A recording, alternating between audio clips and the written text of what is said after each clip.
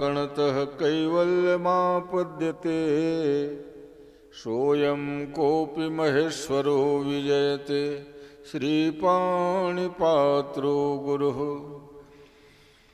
वंशी विभूषितकरान्नवनीरदाभात् पीताम्बरादरुणबिम्बफलाधरोषात् पूर्णेन्दुसुन्दरमुखादरविन्दनेत्रात् कृष्णात् परं किमपि तत्त्वमहं न जाने राधाकरावचितपल्लववल्लरीके राधापदाङ्कविलसन्मधुरसलीके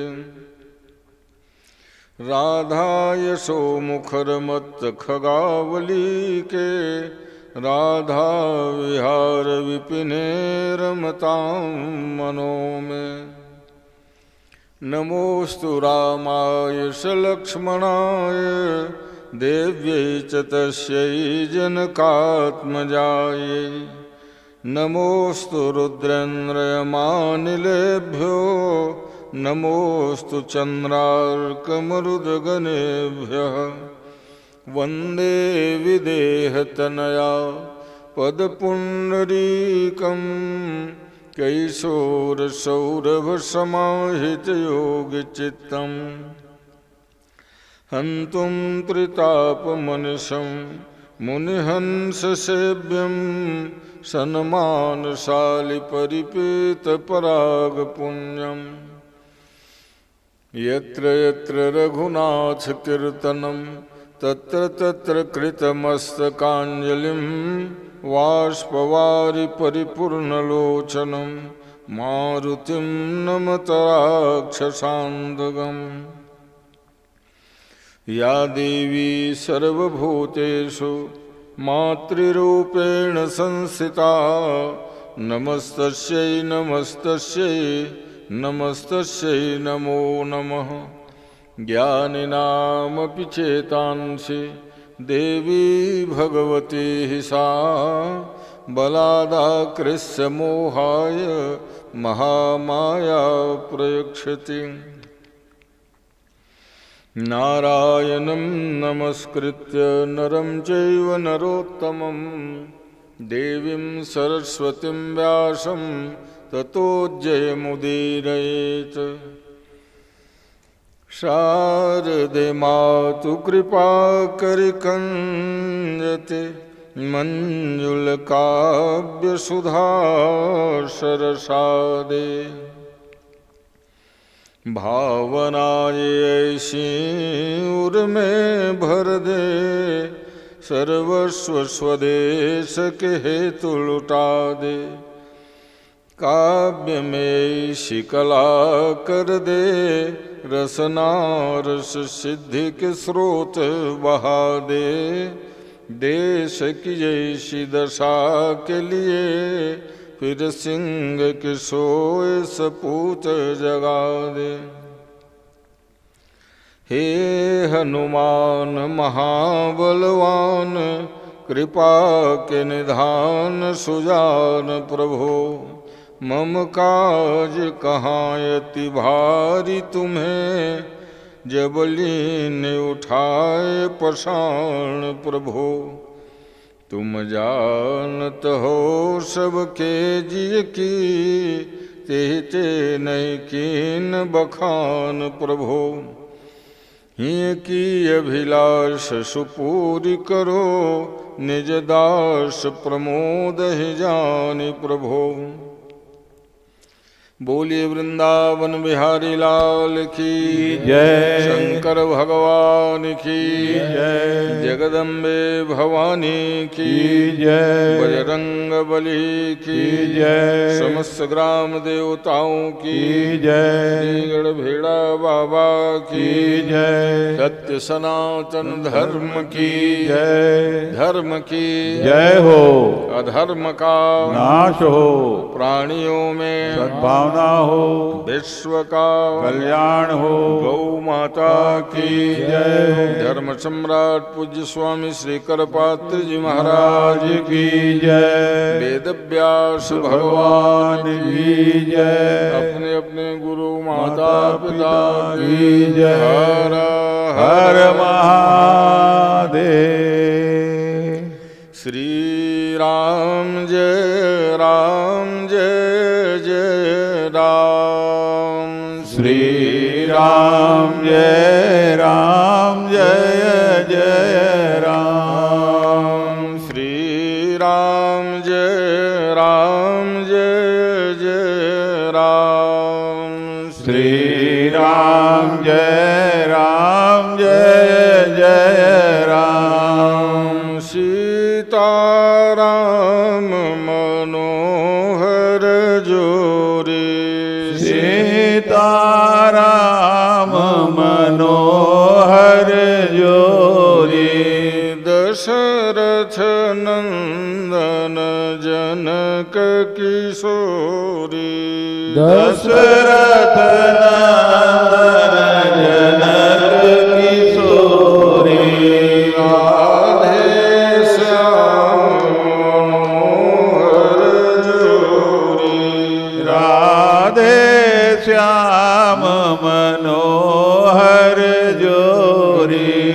नंदन वृषभानु किशोरी।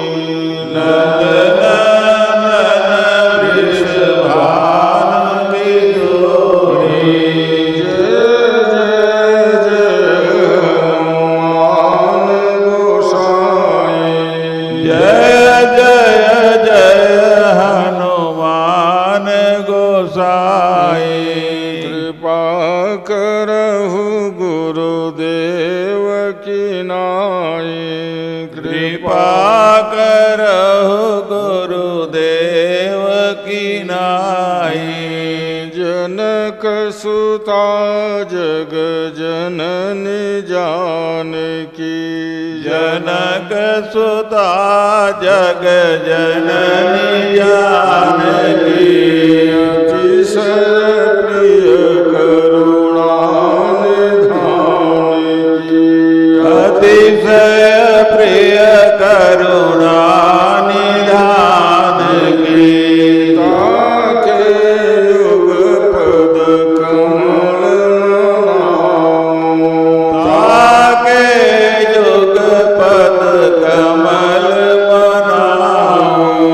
जासु कृपा निर्मल मति पाऊं। जासु कृपा निर्मल मति पाऊं। गुरु पद पदुम परागा। गुरु पद पदुम परागा। सुरुचि सुवास सरस अनुरागा। सुरुचि सुवास सरस अनुरागा। श्री राम जय जय राम। श्री राम जय जय राम। श्री राम जय जय राम। श्री राम जय जय राम। बोलो बांके बिहारी लाल लाल की जय। भगवत चरणारविंद मकरंद सुधा के पान करने वाले आत्मस्वरूप जिज्ञासु श्रोता बंधुओं, ममतामयी माताओं तथा बहनों, मंगलमय ज्ञान यज्ञ के आयोजक श्री रामेश्वर सिन्हा जी, परिवार के सभी सदस्य वृंदों, आइए मध्याह्नकालीन विश्राम के पहले आप लोग कथा सुन रहे थे कि लोगों के लिए बहुप्रतीक्षित धर्मराज युधिष्ठिर का राज्य तिलक हुआ और महाराज युधिष्ठिर ने विचार किया कि युद्ध के बाद उजड़े हुए राष्ट्र को पुनः संवारा जाए, बनाया जाए। इसलिए बड़े बड़े सड़कें, राजमार्ग, सिंचाई की व्यवस्था, बड़े बड़े बांध युधिष्ठिर जी ने कहा कि 6 महीना तक हमारा कोई मान सम्मान मत करना भाई, क्योंकि उससे समय को बचाइए, राज की कोष का द्रव्य मत खर्च हो। जिनके पुत्र मारे गए थे उस महाभारत युद्ध में, उनके माता पिता को सांत्वना दिए। जिनके पिता मारे गए थे उन अनाथ बच्चों को सहारा दिए। जिनके पतिदेव मारे गए थे उनकी धर्म पत्नी को हर प्रकार से सुविधा की व्यवस्था ये धर्मराज युधिष्ठिर के ही समय से चला रहा है, और वही आज भी उसके अनुरूप काम करते हैं। और युधिष्ठिर को प्रतीक्षा ये थी कि अभिमन्यु की पत्नी उत्तरा के गर्भ से कब बालक का जन्म। राजपाट को संवारने में तो लग गया, क्योंकि महाभारत युद्ध की विभीषिका माने अनेक राज्य से सब राजा महाराजा आए थे, है ना। 18 अक्षौहिणी की संख्या यही नहीं है, और उसमें गिन के 17-18 लोग ही बचे थे, तो कितना भीषण संहार हुआ होगा। तो ऐसे में बहुत ही सावधानी पूर्वक युधिष्ठिर जी ने राज्य संचालन किया, और 6 महीना का समय व्यतीत होते ही वह घड़ी का आगमन होता है जब महाराज परीक्षित का जन्म हुआ।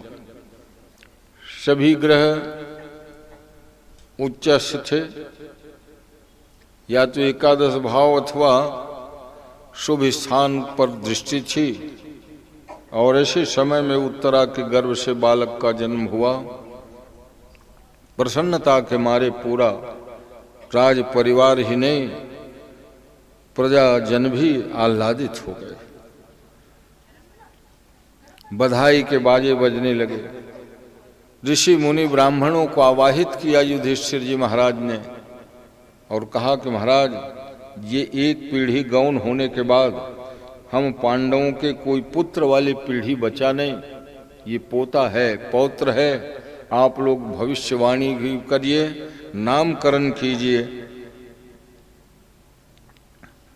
अनेक ऋषि मुनि महात्मा दैवज्ञ ज्योतिषी सब आए हुए थे। उन्होंने कहा, राजन, ये बालक तो बड़ा भाग्यशाली है।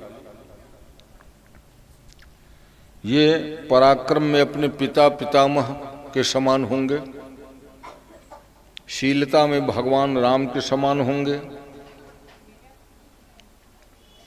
दान देने में महाराज रंतिदेव और बलि के समान होंगे।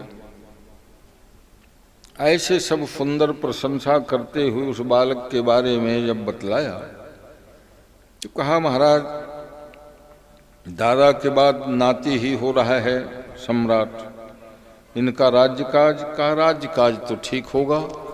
बात यह है कि ज्यादा दीर्घ काल का राजयोग नहीं है। 30-32 वर्ष में ब्राह्मण शाप के कारण तक्षक दन से इनकी मृत्यु है। इतना सटीक माने भविष्यवाणी है माने उस समय करने वाले। युधिष्ठिर बड़े चिंतित हो गए। कहा, महाराज, इधर 1 लाख अच्छाई बताए तो किस काम का है? अरे अंत तो बड़ा गड़बड़ बता रहे हैं आप लोग। तक्षक दंश से मरना पड़े मेरे पौत्र को। कहा, महाराज, तक्षक दंश तो ठीक है, मगर वो भगवान की कथा सुनकर परम पद के अधिकारी होंगे। हम समझ रहे, आप ये सोचे होंगे कि तक्षक दंश के कारण अगति होगी, नरक आदि जाना पड़ेगा। नहीं नहीं, अपने जीवन के अंतिम क्षणों में भगवान की कथा सुनेंगे और भगवत स्वरूप पार्षद होकर के दिव्य धाम को प्रस्थान करेंगे। ऋषि मुनि ब्राह्मणों को खूब सा दान पुण्य किया, याचक लोगों को अयाचक किया, और राजकाज में संलग्न हो गए। इधर व्यवस्था ये किए कि देखो इस बालक के पढ़ाई लिखाई लालन पालन में कोई कमी नहीं होना, क्योंकि वो एकमात्र वही भावी सम्राट होने वाला है। तो सावधानी, ऐसा भी नहीं कि दो चार हो। तो इसलिए महाराज युधिष्ठिर ने सख्त निर्देश दिया कि उस बालक के देखभाल में सेवक रहें, पढ़ने लिखने की उत्तम व्यवस्था हो। भारतीय संस्कृति के अनुरूप वेद शास्त्र जैसे यज्ञोपवीत आदि हुआ, गुरुकुल आश्रम में पढ़ने गए और फिर गुरुजनों से धनुर्विद्या, जो क्षत्रियों का प्रधान कर्म है, उसमें पारंगत हुए। ऐसा करते करते इन 25 वर्षों तक तो राज्य का संचालन युधिष्ठिर ने किया। वो देखते रहे, अंदर से भी बाहर लोगों से पूछते थे कि परीक्षित का स्वभाव कैसा है, गुण कैसा है। चारों तरफ बड़ाई, कहा महाराज बहुत ही विनम्र है, पराक्रमी है, सेवाभावी है। तो युधिष्ठिर सुन के प्रसन्न होते। अब एक दिन बड़ा सुंदर शुभयोग था। धर्मराज युधिष्ठिर, अर्जुन, भीम सभी भाई थे। परीक्षित को बुला करके अपना राज मुकुट उनके सिर में रखने लगा। परीक्षित ने कहा दादाजी क्या कर रहे हो, अभी से मेरे को इतना बड़ा भार। भाई आप लोगों को अभी तो थोड़ी दिन हुआ राज्य संचालन करते। कहा नहीं बेटा, जब उत्तराधिकारी योग्य हो जाए तो शासन सत्ता सौंप देना चाहिए। हाँ, इतना ख्याल रखे कि मेरी जनता को कष्ट तो नहीं देगा। तो तुम पर भरोसा है। मैंने गुप्तचरों के द्वारा भी पता लगवा लिया है कि परीक्षित का स्वभाव गुण कैसा है। सब लोगों ने तेरी बड़ाई की। और दूसरी बात यह है कि हम लोग 2-2 बार वनवास काटा, राज्य मिला था उसको भी जुआ खेल के हारे, फिर वनवास काटा, आने के बाद महायुद्ध में झोंक दिए गए। तो भगवान के जो करना चाहिए कर्तव्य मानव मात्र को न तीर्थाटन कर पाए। ये एक यज्ञ कराए थे राजसूय, वो यज्ञ के अंत में ही गड़बड़ी हुई। कहाँ गड़बड़ी हुई? द्रव्य गड़बड़ी हुआ, क्योंकि द्रव्य यज्ञ, सपो यज्ञ, ज्ञान यज्ञ तथा परे। गीता में 3 प्रकार के यज्ञ कहा गया है। तो हम चाहते हैं कि अब हम तीर्थाटन करें। भारत के कोने कोने में अद्भुत तीर्थ है और पुराणों में इतनी महिमा है जिनको कोई ठीक से जान भी नहीं पाता, इतने तीर्थ है। और उसकी क्या महिमा है, कौन से देवता है? जैसे मार्कंडेय पुराण ही है, स्कंद पुराण है, माने ये तो प्रचलित तीर्थ है जो जानते हैं। बद्रीनाथ, केदारम, रामेश्वरम, अयोध्या, मथुरा, माया, काशी, कांचन, ये तो सब जानते हैं। मेरे स्कंद पुराण में, मत्स्य पुराण में, शिव पुराण में भी अनेक तीर्थों की अद्भुत महिमा है, जहाँ के दर्शन आदि की बड़ी महिमा है। तो निर्णय लिया पांडवों ने कि अब पौत्र को राज्य पाठ देकर भगवान के भजन तीर्थाटन के लिए निकलें। भगवती गंगा में स्नान किए, विश्वनाथ बाबा के दर्शन करके उत्तर के दिशा की ओर चले और मन में स्वर्गारोहण की भी कामना थी, क्योंकि तीर्थाटन करें, स्वर्गारोहण करें, जहाँ पृथ्वी लोक का राज्य हो गया। क्यों? ये पांडव लोग देवताओं के अंश से ही तो सब आए थे अवतार लेकर के। भाई युधिष्ठिर कोई सामान्य व्यक्ति तो है नहीं, युधिष्ठिर धर्म के अंश से आए थे। महात्मा विदुर जो इनके चाचा लगे का, वो भी धर्म के ही अवतार माने जाते हैं। भीमसेन जो है वायु देवता के अंश से आए थे। देवराजेंद्र के अंश से अर्जुन का अवतार हुआ था। और नकुल सहदेव जो दोनों भाई माद्री नंदन हैं, वे अश्विनी कुमारों के अंश से उत्पन्न हुए थे। इसीलिए उनका जन्म भी दिव्य है, तो मरण भी स्वाभाविक मनुष्यों जैसा नहीं होकर के स्वर्गारोहण के प्रक्रिया में चले। सब तीर्थों के दर्शन तर्पण करते करते जब आगे बढ़ते हैं, भूमि भाग की सीमा समाप्त होती है। हालांकि अनेक माने लोग प्रयास करते हैं कि हम बताएं कि पांडव लोग यहीं से गए थे स्वर्ग और तो वहाँ कोई सीढ़ी उड़ी थोड़ी दिखेगा बिहन, क्योंकि वो उनके जो आयुध हैं जरूर अब पड़े भाई 5000 साल पहले की बात है, वही हथियार है क्या, भीमसेन की गदा रखी है, युधिष्ठिर खड्ग भाला ताल, कहते हैं कि सब अपना हथियार यहीं छोड़ गए थे पांडव लोग। उनका प्रतीक तो है अभी भी। वो जो बता रहा था माना गांव आखिरी, उसके आसपास भीषण माने हिमालय की पहाड़ी है, वहां गए। अवर्णन जो आता है, जब चल रहे थे परीक्षित जी कथा सुना रहे थे, क्योंकि पुराणों की कथा सुनाने से रास्ता जल्दी कट जाए, पैदल पदयात्री थे, तो कहते हैं द्रौपदी के पैर लड़खड़ाया। अब ऊपर खाबड़ तो वही है, आज भी जब 5000 साल के बाद इतने माने सुधार के बाद भी वो इतना बिहड़ है, ऊबड़ खाबड़ है, हैं? अभी जो चारों धाम की यात्रा के लिए बनाए गए कई सुरंग खोदे गए, रोड चौड़ीकरण किया, परिणाम ज्यादा पहाड़ धसकने लगे, भूस्खलन होने लगा। तो कहते हैं इसीलिए प्राचीन समय में लोग पैदल या घोड़े खच्चर आदि से ही यात्रा कर लेते थे। जब से गाड़ियों का आना जाना संख्या बढ़ी तो एक प्रकार से खतरा भी बढ़ी। कहते हैं पांडवों के स्वर्गारोहण में द्रौपदी के पैर लड़खड़ाए और गिर पड़े। अभी भी ऐसा रास्ता है कि एक तरफ महान खंडक, दूसरे ओर पहाड़, आदमी जाए किधर जाए। तो भीमसेन ने कहा भैया आप थोड़ा रुके, मैं द्रौपदी को उठा के ले आता हूं। युधिष्ठिर तो बड़े धर्म के अवतार हैं, कहा नहीं नहीं भीमसेन तुम द्रौपदी को उठाने का प्रयास नहीं करना, क्योंकि वो स्वर्ग पहुंच गई है। कहा भैया तो द्रौपदी हम लोगों से पहले क्यों स्वर्ग पहुंच गई? का उनके जो मन में भेद बुद्धि थी।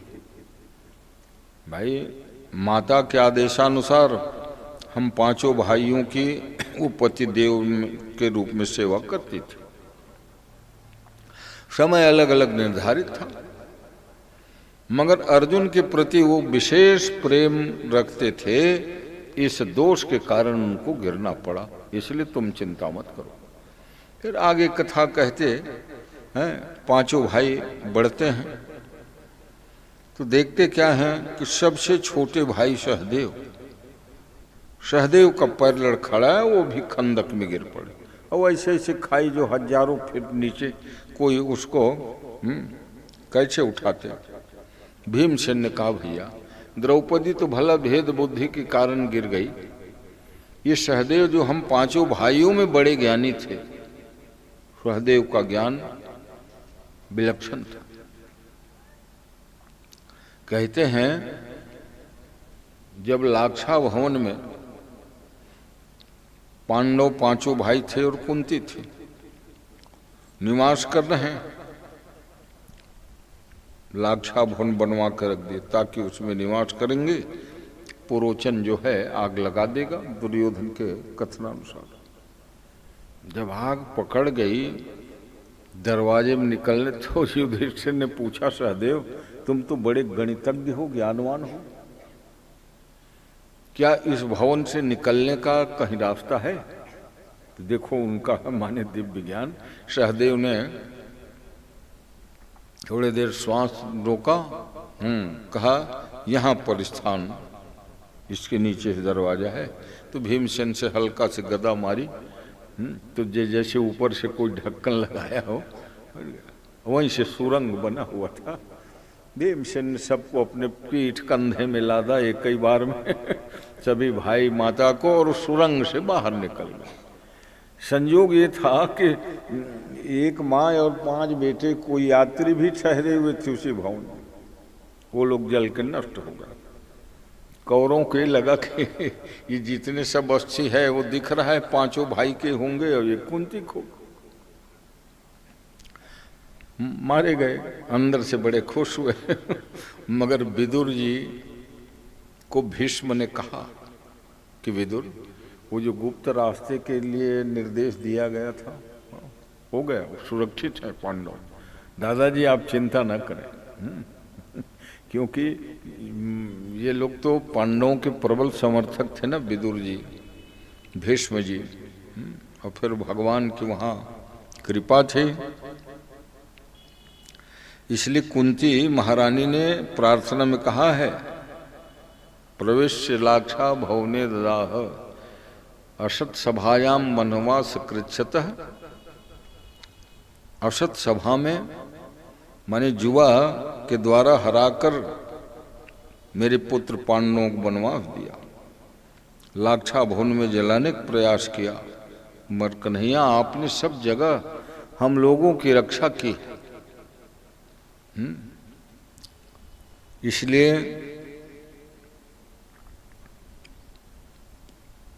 सूत जी महाराज अभी कथा कहने, क्योंकि भागवत के संवाद में सूत शौनक संवाद, मैत्रेय विदुर संवाद, विदुर और उद्धव संवाद, और तब सुखदेव परीक्षित संवाद जो दूसरे स्कंद में अब लगने वाला है। क्योंकि परीक्षित का जन्म ही नहीं होता तो संवाद को सुनने वाला कौन होता। इसलिए परीक्षित सुख संवाद के पहले इन तीनों संवादों को बड़ा सुंदर क्रम से जोड़ के रखा। कि एक समय विदुर जो महामंत्री थे, धृतराष्ट्र के भाई तो है ही, क्योंकि व्यास जी के देखने मात्र से धृतराष्ट्र का जन्म हुआ, और विदुर का जन्म जो है दासी के गर्भ से हुआ था। मरो भी वेद व्यास जी भगवान की दृष्टि से उत्पन्न बालक है, इसलिए भाई का रिश्ता था। विदुर ने एक दिन एकांत में जगह समय पाया और अपने भैया धृतराष्ट्र कहने लगा कि आप तो राजाधिराज हैं, तो मैं आपका महामंत्री हूँ, और महामंत्री होने के नाते सही बात बताना मेरा फर्ज है। जनता जो है युधिष्ठिर के प्रति बहुत श्रद्धा और प्रेम के भाव रखते हैं भैया, और दुर्योधन के दुष्टता के कारण कोई उनको पसंद नहीं करता। तो मेरा निवेदन है कि युधिष्ठिर को युवराज पद दे दिया जाए। अब धृतराष्ट्र जानते हैं युवराज पद देना मतलब फिर वो बाद में राजा वही होते हैं जो एक बार युवराज बनेगा तो राजा बनने का। और धृतराष्ट्र का जो मोह था अपने पुत्र के प्रति बहुत कठिन था। विस्तार से सारी बात बताया विदुर जी ने। मानना नहीं मानना आपकी बात है। तो युधिष्ठिर ऐसा सुनते थे जरूर धृतराष्ट्र, मगर हाँ ना कुछ बोल के, है ना, सुन लिया चुप, ठीक है विचार करूंगा मैं। और जैसे ही विदुर जी निकले सभा कक्ष से बाहर, तो दुर्योधन जो है छिप के वो सब सुन लिया था जो विदुर काका ने उनके खिलाफ शिकायत किए थे। रास्ता रोक के खड़े हो गए, खबरदार आगे मत बढ़ना, तुम महामंत्री हो, महाराज धृतराष्ट्र को भड़काते हो मेरे खिलाफ। मैंने आज अपने कानों से सुन लिया, आप बिल्कुल महामंत्री पद से इस्तीफा दे। विदुर जी को लगा भगवान की यही इच्छा हो। दूसरे क्षण गए, कहा भैया ये महामंत्री पद से इस्तीफा दे रहा हूं, आप मेरे को फैसिलिटी में जो भी भवन दिए थे खाली कर दिया, हाथी घोड़ा रथ राज साज समाज सब ये रखिए। वो कहते रहे विदुर क्या कर रहे तुम, भावुकता में इस्तीफा दे रहे हो, कहाँ जाओगे जीवन भर तुम मेरे यहाँ रहे, कहाँ जाओगे, क्या करोगे कोई ध्यान नहीं दिया, निकले। अपनी धर्म पत्नी विदुरानी सुलभा नाम थी, सुलभा चलो भगवान के भजन करने का अवसर आ गया। ऐसे में तो महामंत्री के जंजाल में फंसे होते, कृपा भगवान की। एक क्षण देर नहीं लगाए, वो तो महान भक्त थे, धर्म के अवतार ही थे। अब वो तो दुर्वासा जी का ऐसा साप था जो एक बार में ही धर्म देवता को दो दो अवतार लेना पड़ा था। धर्म देवता एक है मगर अवतार उनका दो हुआ, क्योंकि एक बार दुर्वासा ऋषि ध्यान लगा के बैठे, धर्म देवता का आवाहन किए, आइए आपसे कुछ चर्चा करनी। धर्म देवता को आने में देर हो गई। 2 घड़ी बीत जाने पर जब धर्म नहीं आए तो दुर्वासा ऋषि ने अपने जल उठाया अंजुलि में, और मैं श्राप दूंगा, तुम ऋषि मुनियों के आवाहन करने पर भी नहीं आते देवता धर्म, श्राप दूंगा। उतने में वो धर्म देवता आके खड़े हो गए, कहा मैं आ गया हूं, दुर्वासा जी श्राप वगैरह मत देना। नहीं, अब तो मेरा अंजुलि में जल है, और 2 घड़ी देरी किए हो 2 ठो श्राप दूंगा। हाँ, मगर जब आ ही गए हो तो अपनी ओर से कठोर श्राप नहीं दूंगा, आप ही बता दो क्या क्या श्राप दे दूं मैं। तो धर्म देवता ने कहा पहला श्राप तो ये दे दो कि मैं पृथ्वी में मनुष्य जन्म लूं तो राजा महाराजा के यहाँ जन्म लूं, और जन्म भर नहीं लूं राजा महाराजा बनूं। तथास्तु, दुर्वासा जी ने कहा। मेरी एक बात बताओ, ये श्राप देने जैसे लगेगा वरदान देने जैसे है? तुम कहते हो मनुष्य लोक में मैं राजा महाराजा बनूं, श्राप लगे ऐसा कुछ दूसरी बात बताओ। तो कहा दासी के गर्भ से मेरा जन्म हो और लोग मेरे को दासी पुत्र कहेंगे। यद्यपि धर्म के नाते वो ज्ञान विज्ञान सब कुछ रहेगा ही, इसीलिए 2 अवतार एक साथ धर्म देवता का हुआ था। धर्मराज युधिष्ठिर को युवराज बना दो ये कहना है ना, सचिव वैद्य गुरु 3 जो प्रिय बोल ही भैया। सचिव ने तो सही बात को रखा, पर पुत्र मोह में धृतराष्ट्र नहीं माने, और दुर्योधन के अपमान करने पर तो गंगा किनारे, हस्तिनापुर से भी गंगा किनारे तो है, बढ़िया एक पर्ण कुटिया बनवाया और अपना एक एक वस्त्र पहन के निकल गए थे। जब गांधारी को मालूम पड़ा, देवर देवरानी निकल गए राजभवन से, बहुत व्याकुल हुई और महाराज के पास पहुंच गए, धृतराष्ट्र के पास। अब बोले ये आपने क्या किया? पुत्र मोह में पड़ करके अभी भी कुछ नहीं बिगड़ा है, आप स्पेशल दूत भेजिए और अपने भाई भाई बहू को बुलाकर राजमहल में स्थान दीजिए। उस महासचिव पद में रहे या ना रहे, वो घर का पारिवारिक सदस्य है, और मान लो वो नहीं लौटता है क्योंकि वो धर्मज्ञ है, बड़ा स्वाभिमानी है, तो ऐसा करिए उनके लिए गाड़ियों में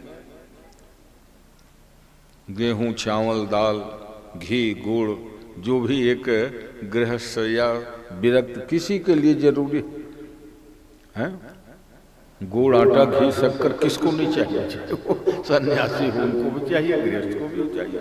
तो 10 ठो बैलगाड़ी में अच्छा भर्ती भर के, हाँ, एक में गेहूं एक में चावल घी आदि सब भर के सेवक लोगों को बताया, जहां विदुर जी वो गंगा किनारे कुटी बना रहा होगा वहां तुम लोग जाओ।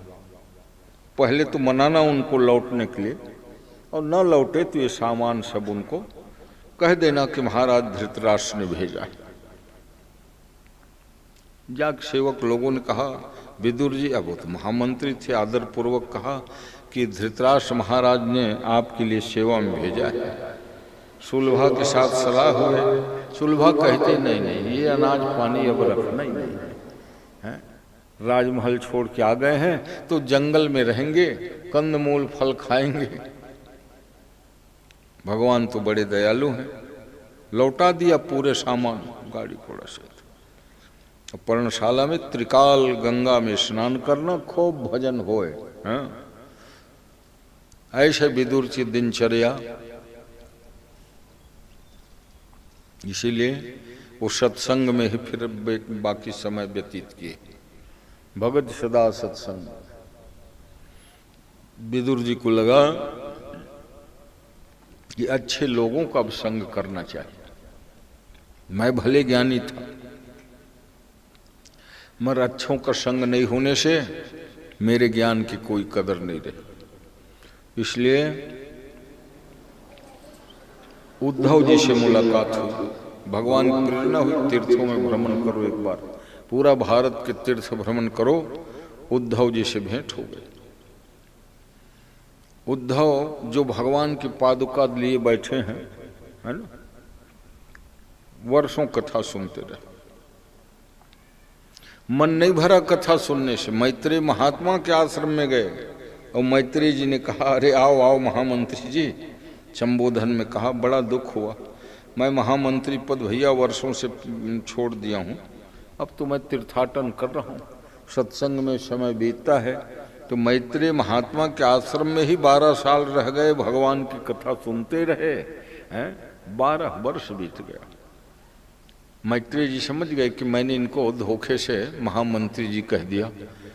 उनके घाव को और कुरीद दिया, वो तो ऐसे दुखी थे। तो भगवान की ऐसी कथा शुरू किए। कहा, जब भगवान कृष्ण रूप में अवतार लेते हैं और इतनी मधुर लीला करते हैं कि बड़े बड़े ज्ञानियों का मन मुग्ध हो जाए। एक बार 4 साल की अवस्था में कृष्ण बलराम दोनों भाई यमुना जी में नहा रहे थे और माँ को ये डर लगा कि यमुना जी के गहरे जल में न चले जाएं। बच्चे बच्चे खेलते खेलते, और जन्म नक्षत्र दिन पड़ा है आज के दिन, वर्धापन विधि से मनाना है। तो कहा, रोहिणी बहन जाओ, दोनों बच्चों को ले आओ नहला करके। अब रोहिणी तो बलराम जी की माँ है। उन्होंने कहा, हे हलधर, हे कृष्ण कन्हैया, जल्दी बाहर आओ यमुना से। भगवान ने कहा, देखो ये ऐसे शासन कर रहे जैसे हमारे ऊपर हलधर भैया देखे भैया, अब इनके बच्चे बन के आ ही गए तो ऐसे दबाएंगे। कुछ भी हुआ तो हम लोग भगवान नारायण नवाब शेष हो नारायण है हम लोग हैं। दुनिया हमारे चरणों की उपासना करते हैं और ये हमको दबा कर कह रहे चलो निकलो। तो भगवान और गहरे पानी की ओर चले गए, नहीं निकले। तो इतने में बलराम की माँ रोहिणी झल्लाते हुए गई। कहा, यशोदा तुम इन बच्चों को बहुत चढ़ा बढ़ा के रख दियो। दुलार प्यार में इतना ये लोग हैं ढीठ हो गए हैं कि हमारे कोई कदर नहीं। क्यों कि मैं अगर जरा भी डांट फटकार करते हूँ तो तुम दुलार प्यार करके उन लोगों को और सिर चढ़ा रखे हो। जाओ अपने दुलारों को बुलाओ, मैं नहीं जाता। यशोदा समझ गई, क्योंकि ये बलराम की माँ तेज चर्राट चिल्लाई होगी, चलो तुम लोग। समझ गए भगवान की लीला को और बड़े प्रेम से यमुना के पार में खड़ी हुई। कहा, वो कृष्ण कन्हैया, बलदाऊ भैया, आज तुम लोगों का जन्मदिन है और तुम लोग जानते हो तुम लोगों के हाथों से मैं पूजा करवाती हूँ अष्ट दीर्घ जीवियों की। अश्वत्थामा बलिर्व्यासो हनुमान से विभीषण। विविध प्रकार के मेवा पकवान बने हैं, ठंडा होगा, चलो निकलो जल्दी। तो भगवान ने कहा, देखे एक वो भी माँ थी जो एकदम शासन के साथ हमको बुला रही थी और एक ये माँ है, कितने प्रेम से। चलो भैया। दोनों भाई जल में भींगे हुए तो थे ही, निकल के जैसे पार में आए, माँ जो है गोद में ले ली, छाती से चिपका ली और कहा, कान्हा एक बात बताओ, तुम पहले जन्म में कोई कछुआ मछली रहे होगे? क्योंकि कछुआ मछली को ही ना पानी बहुत प्रिय लगता है। कितने सवेरे से तुम लोग आए हो, 4 घंटा हो गया, तुम्हारी बड़ी माँ बुला के थक गई। भगवान उछल पड़े, ठीक पहचाने हो माँ, अभी तक आप मेरे को अपना बच्चे ही समझते थे। हम ही कच्छपावतार, हम ही मत्स्यावतार, भगवान नारायण के अवतार हैं। कछुआ बन के न मां मंदराचल को मैंने ही तो उठाया था, मछली बन के मैंने ही दैत्य का संहार किया, वेदों का उद्धार किया है। तो माँ कहते चल ये मेरे ऐश्वर्य को ज्ञान मत करा। फिर जैसे ही विदुर जी ये कथा सुनने बैठे हैं, उनका सारा दुख विस्मरण हो गया, क्योंकि भगवान की कथा से दुख निवृत्ति क्या कहे, बड़े से बड़े संकट भी दूर हो जाते हैं। इसलिए कथा कहने सुनने की परंपरा प्राचीन काल से रही है ना। कुछ भी हो तो कथा किस्सा कहानी घर घर जुबानी ये रहे, गीता रामायण आदि के ना हो, इसलिए कथा रोज होनी चाहिए। अपने घर में 5 दोहा रामायण रोज पढ़ो, संस्कृत पढ़े तो भागवत के 5 अध्याय पाठ करो, अमंगल दूर हो जाएगा है? क्योंकि ऋषि प्रणीत ग्रंथ हैं ये सब। इसलिए भगवान को फिर सुंदर जन्मदिन के वर्धापन में वस्त्र भेंट की, मिठाई खिलाए। विदुर जी कहे कि हम तो इतनी सुंदर कथा अब हम छोड़ के जाएंगे नहीं, 12 साल हो गए। और एक विदुर के त्यागने से ही फिर कौरों का अंत हुआ। इसलिए घर में कोई सज्जन है, वो अन्य काम काज करे कि ना करे, पूजा पाठ सत्संग ही करता है तो उसको बटो, क्या फर्क पड़ना है। हो सकता है उनके सत्कर्म के प्रभाव से ही पूरा परिवार या अन्य भाइयों के बाल गोपाल बच्चे सब आनंद में हों, ऐसी मान्यता है। विभीषण भगवान के भक्त थे, तही मांगे भगवंत पद कमल कमल अनुराग। मगर विभीषण के रहते रावण उतने खुरापाती करता था। विभीषण जब था तो भी वो महिलाओं का अपहरण करना, गांव में आग लगवा देना, वेद पुराण कहे उनको मार पीट के भगा देना। विभीषण शरणागत हो गए भगवान के। तो एक विभीषण के त्यागने से रावण को सब कुछ खोना पड़ा, अपनी यश कीर्ति आदि आदि। अच्छा, अनर्थ तो पहले भी करता था, मगर एक सज्जन विभीषण के रहने से उनका कोई विरोध नहीं हुआ। वैसे ही जब तक धृतराष्ट्र के राज्य में विदुर जी महामंत्री पद में बने रहे, किसी ने आलोचना, किसी ने चढ़ाई नहीं की। यद्यपि राजा नेत्रहीन थे और बेटे उनके उद्दंड थे, सब सौजन्य दुर्योधन दुशासन आदि, मगर किसी ने उनके ऊपर चढ़ाई कर लें कि कब्जा कर लें, ऐसा नहीं सोचा। क्योंकि विदुर भगवान के महान भक्त थे। इसलिए सांसारिक जगत में भी अगर 10 परिवार है, एक जने अगर खूब भगवान की पूजा ही पाठ करता है तो करने दो उनको। क्यों कि उसका सत्कर्मों का फल आप लोगों को मिलेगा, परिवार को मिलेगा, है ना। परिवार में एक भी आदमी मान लो करता है तो जानते हो उसके सब हिस्सेदार होते हैं, बाटेदार होते हैं। ये सोच ले उसमें। इसलिए फिर उनको सब सहयोग करना चाहिए, क्योंकि उस सत्कर्म का फल हम लोगों को मिलता है भाई, सुख समृद्धि ऐश्वर्य आदि। तो भगवान की इच्छा से ही विदुर को फिर बाद में बोध हो गया, अच्छा अब समझा, अगर मैं धृतराष्ट्र महामंत्री पद बना रहता तो महाभारत युद्ध में मैं भी नहीं बच पाता, मर जाता। तो भगवान ने मुझे बचाने के लिए ही ऐसा अपमान करा दिया है। विदुर सोच रहे क्यों, जब तक वो अपमान करता नहीं मैं इस्तीफा देता नहीं, चिपके रहता, भैया है मेरे भतीजा है। मगर भगवान ने ऐसी लीला करी कि विदुर तुमको वैराग्य हो जाए, और जब वैराग्य हो जाएगा सत्कर्म और सत्संग में लगेगा तो तुम्हारा जीवन सुरक्षित रहेगा, है ना। इसलिए महाभारत युद्ध के बाद भी विदुर जी सुरक्षित हैं, 100 पुत्र नहीं। कहते हैं एक दिन विदुर आए, युधिष्ठिर का राज्य था। कुछ समय के बाद कहने लगे, भैया भाभी चलो मैं आप लोगों को तीर्थ ले चलूंगा। कहा हम नेत्रहीन हैं विदुर, तो तुम कहाँ तीर्थ में हमको ले जाओगे, परेशान खुद होगे हम भी परेशान। अरे भाई आँख ही नहीं दिखता, कितने दूर तक तुम हाथ पकड़े ले जाओगे, कहाँ कहाँ जाएंगे। तो फिर ये पांडव लोग ना बहुत अच्छी सेवा कर रहे हैं।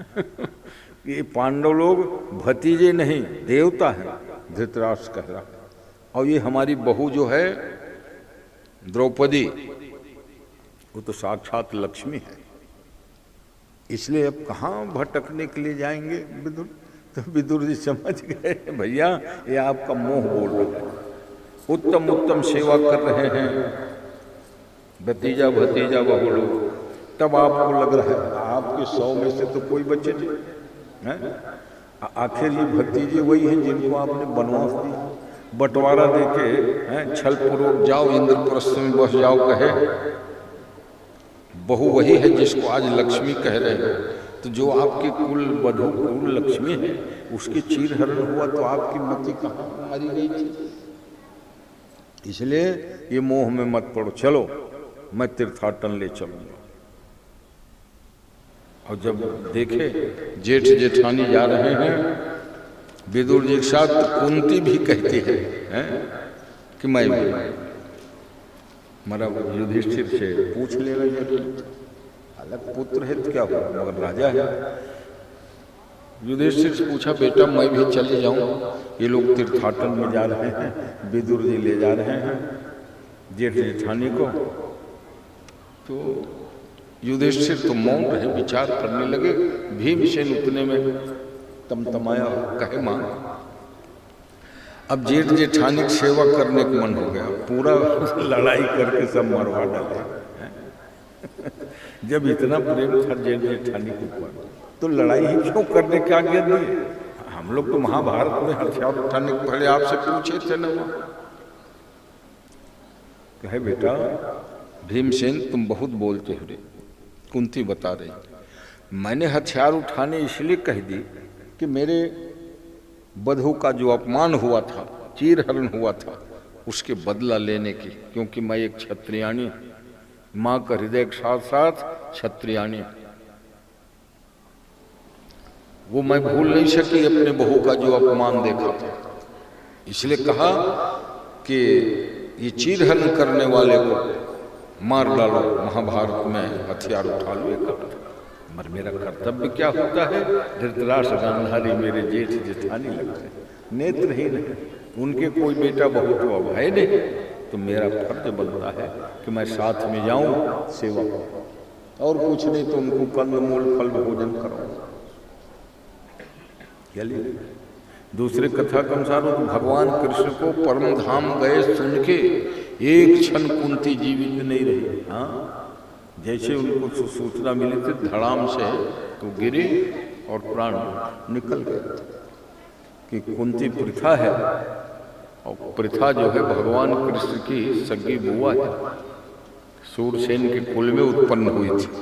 और अद्भुत साहस, अद्भुत धैर्य, अद्भुत भक्ति थी उनमें।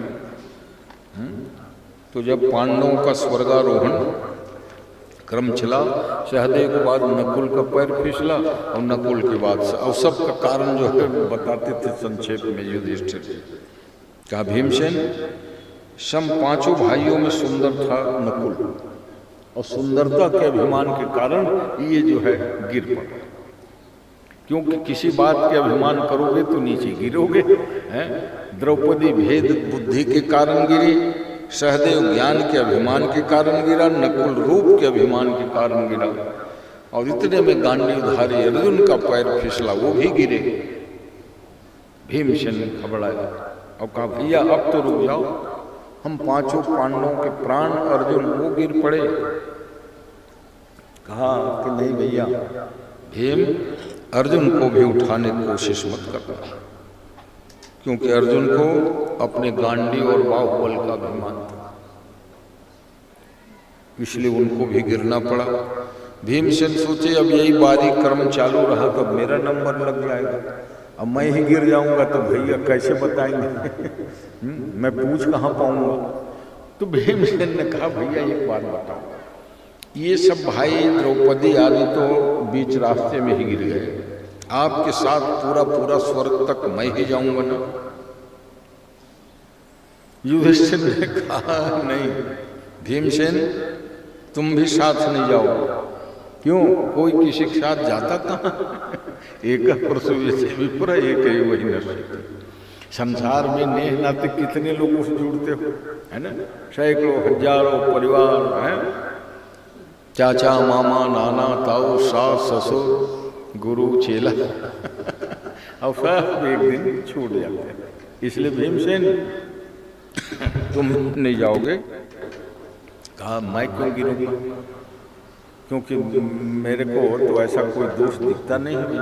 भगवान युधिष्ठिर ने कहा भीमसेन तुम 50 के खुराक भोजन अकेले खा जाते हो, और जब अपने भाव में तुम आते हो ना तो अपने सामने किसी को कुछ समझते हो।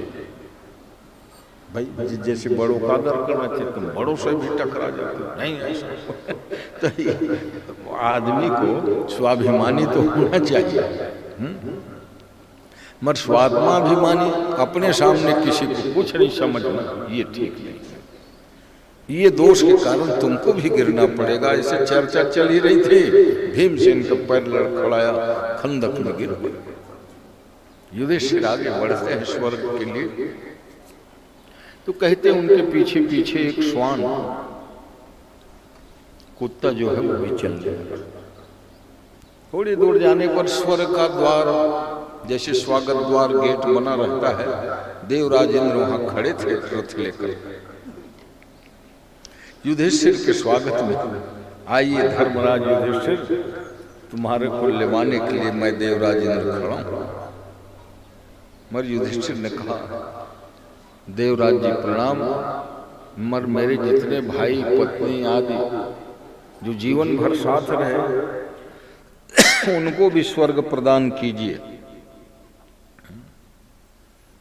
देवराजेंद्र ने कहा जीवन भर साथ तो देते हैं, और रही बात साथ जाने की, ये सब पहुंच चुके हैं, स्वर्ग ही गए, तो मेरे साथ में एक श्वान भी आया है, उनको भी स्वर्ग देना पड़ेगा। तो कहा ऐसा है प्रत्येक प्राणी का अलग अलग कर्म होता है, तो कहा उनका कर्म ना भी हो उत्तम तो मेरा लग जाए। मगर 7 कदम चलने से जब मैत्री दृढ़ हो जाती है तो न मालूम कितने कोस से ये कुत्ता मेरे साथ आ रहा है, ये इनको मेरे साथ स्वर्ग जाने की अनुमति दे दो। ये चर्चा चल ही रही थी, इतने में वो श्वान नहीं था, धर्म देवता थे। युधिष्ठिर का जो 5 भौतिकी शरीर धर्मराज में विलीन हो गए। ऐसा स्वर्गारोहण की कथा वर्णन किया गया है महाभारत में, थोड़ा और विस्तृत है। यहाँ तो स्वर्गारोहण करके महाराज परीक्षित का राज्य समय का वर्णन करना था। परीक्षित ने अपने दादा के द्वारा प्रदत्त राजपाट संभाला, सीमा देखने के लिए निकले। उत्तम कभी मंत्रियों को ले जाए, कभी अकेले चले जाए। कहा कि हमारे राज्य का सीमा कहाँ से कहाँ लगा हुआ है।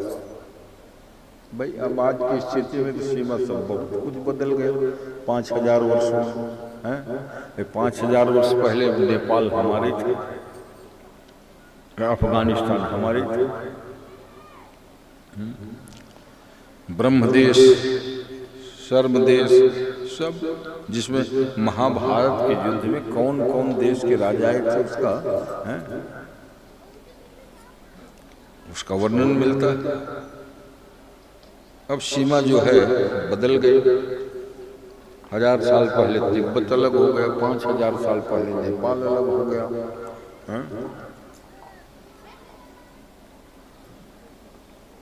80 साल के आसपास पाकिस्तान फिर अलग हुआ था, वो अपनी थी। उससे भी तो अपनी सीमा को देखते देखते किनारे किनारे घूम रहे थे महाराज परीक्षित, क्योंकि अपनी सीमा का ठीक से ज्ञान नहीं होगा तो वहाँ के सीमांत जो निवासी हैं उनका भी ध्यान देना चाहिए। उनको कोई असुविधा तो नहीं है, असुविधा होगी तो पड़ोसी देश के लोगों से मिल जाएगा। अपने देश का सारा भेद तो ऐसा करते करते आ रहे थे, घोड़े में बैठे हुए थे। रास्ते में एक दृश्य देखा, सफेद रंग की गौ माता और एक सफेद रंग का बैल धवल, जिसका 3 पैर टूटा हुआ था, एक पैर ही सही सलामत, और दोनों में संवाद चल रहा था। गौ माता कह रही थी, देखो तो धर्म कि कलयुग के आते ही कितना अधर्म बढ़ गया। तो धर्म जो बैल के रूप में थे, कह 3 पैर मेरे टूट गए, कलयुग लगते एक ही पैर है। अब 3 पैर सही सलामत तो भले चल सके, एक पैर से क्या चलते बने। ऐसा संवाद चल रहा था, दिव्य माने मनुष्यों की भाषा बोल रहे थे, वो प्राकृतिक गाय बैल नहीं थे। राजा परीक्षित को लगा कि जरूर कोई विशेष बात है, घोड़े से चुपके से उतर गए और झाड़ियों के झुरमुट में छिप सुनने लगे। गौ माता कह रही थी, मैं ही पृथ्वी, और आज इतना भार बढ़ गया, ये कलयुग अधर्म को ही प्रश्रय देता है। इतने में वो कलयुग काले रंग का मकुट बांधा था, हाथ में कुल्हाड़ी फरसा लिए और धर्म रूपी बैल से कह रहा था, निकल जाओ मेरे राज्य से, 3 पैर तुम्हारे टूट गए, चौथा भी मैं काट डालूंगा। अब वो धर्म रूपी बैल कलयुग के डर के मारे मलमूत्र त्याग रहा था, थर थर कांप रहा था। ये दृश्य देखा नहीं गया। महाराज परीक्षित जो झुरमुट में छिपे थे सामने प्रकट आ गए और म्यान से तलवार निकाला, उठाया मारने के लिए। कहा, खबरदार, तुम इस गाय बैल को इतना सताए हो रहे, कौन हो तुम? कहा, मैं कलयुग और मेरा ही राज्य चले। द्वापर के अंत होते ही जैसे भगवान कृष्ण चरण कमल उठा ना, तो हम मेरा प्रवेश हो गया। 4,32,000 साल मेरा राज्य रहेगा और मैं जैसा चाहूंगा वैसा होगा। परीक्षित ने कहा, मेरे दादा धर्मराज युधिष्ठिर, उनकी आज्ञा से मैं राजा बना हूं।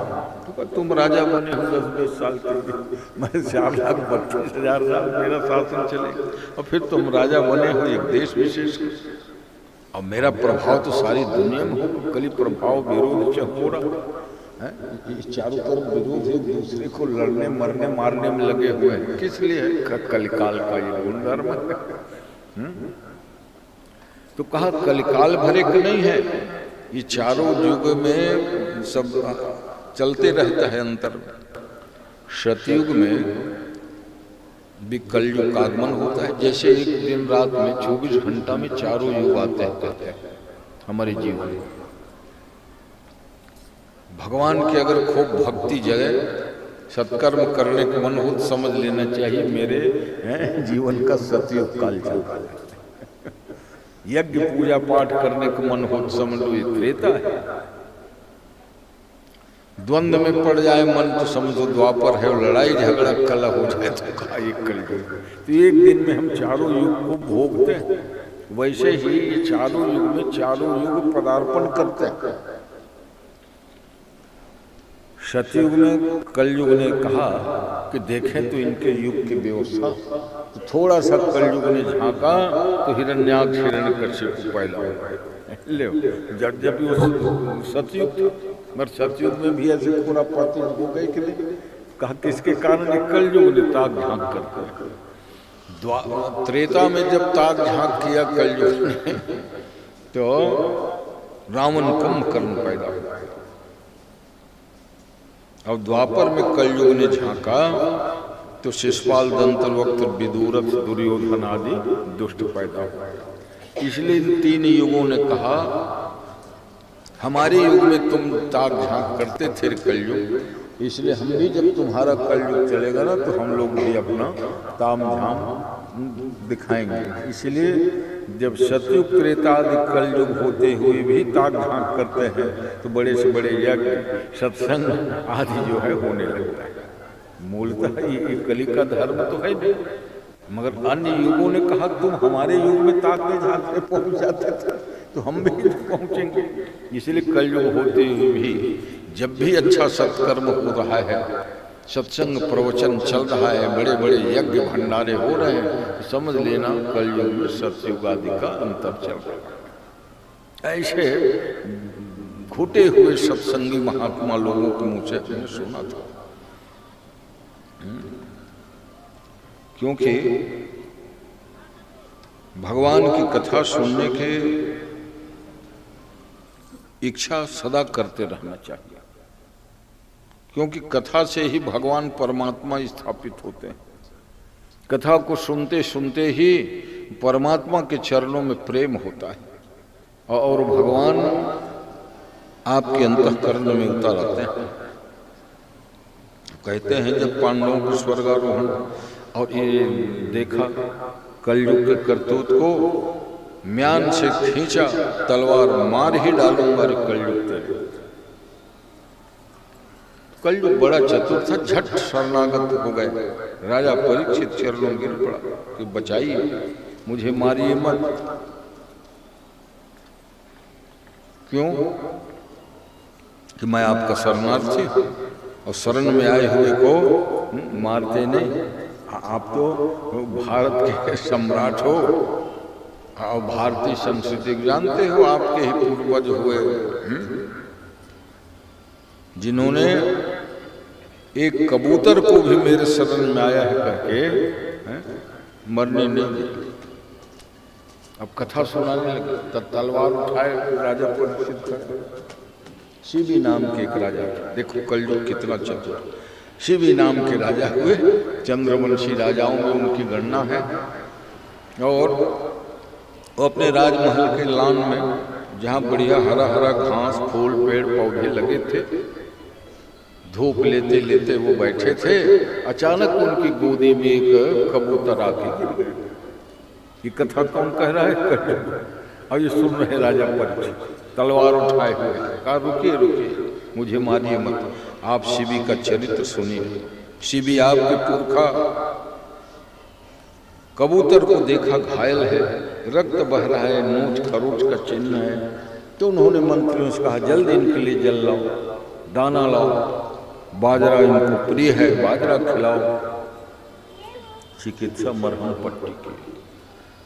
थोड़ी देर में वहां एक बाज आके उतरा, गिद्ध, और कहा राजन आप मेरे भोजन को मुझे सौंप दीजिए। राजा ने कहा आपका भोजन कौन? कहा ये कबूतर। ये अब आपके शरण में नहीं आया, शरणार्थी नहीं है। असली में मैं झपट रहा था उनको मारने के लिए, हैं, और मेरे ही नाखून आदि के निशान से वो रक्त रंजित हुआ है, घायल हुआ है।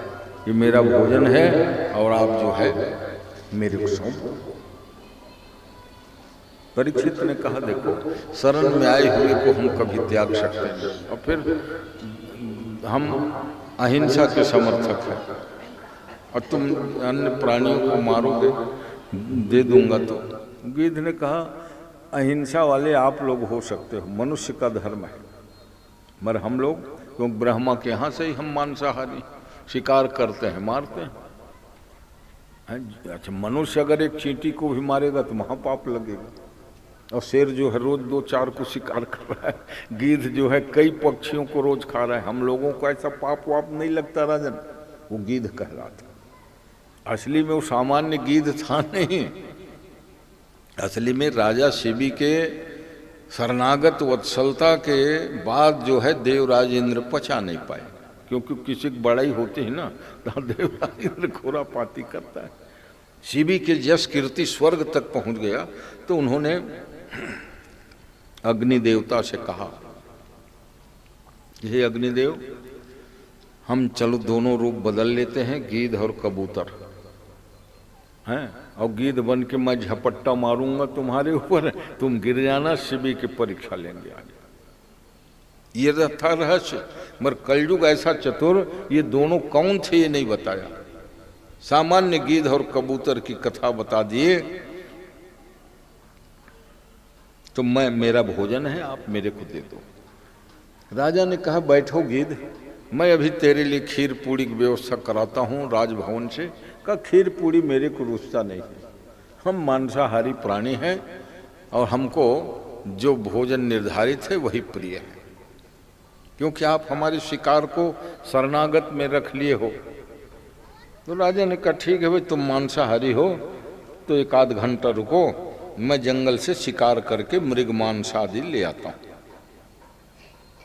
उस गिद्ध ने कहा कैसे आप राजन, धर्म तत्व तो बड़ा घन होता है भाई, मेरे भूख मिटाने के लिए आप निरीह प्राणी को मार के लाओगे तो पाप लगेगा कि नहीं, आपको हिंसा करोगे तो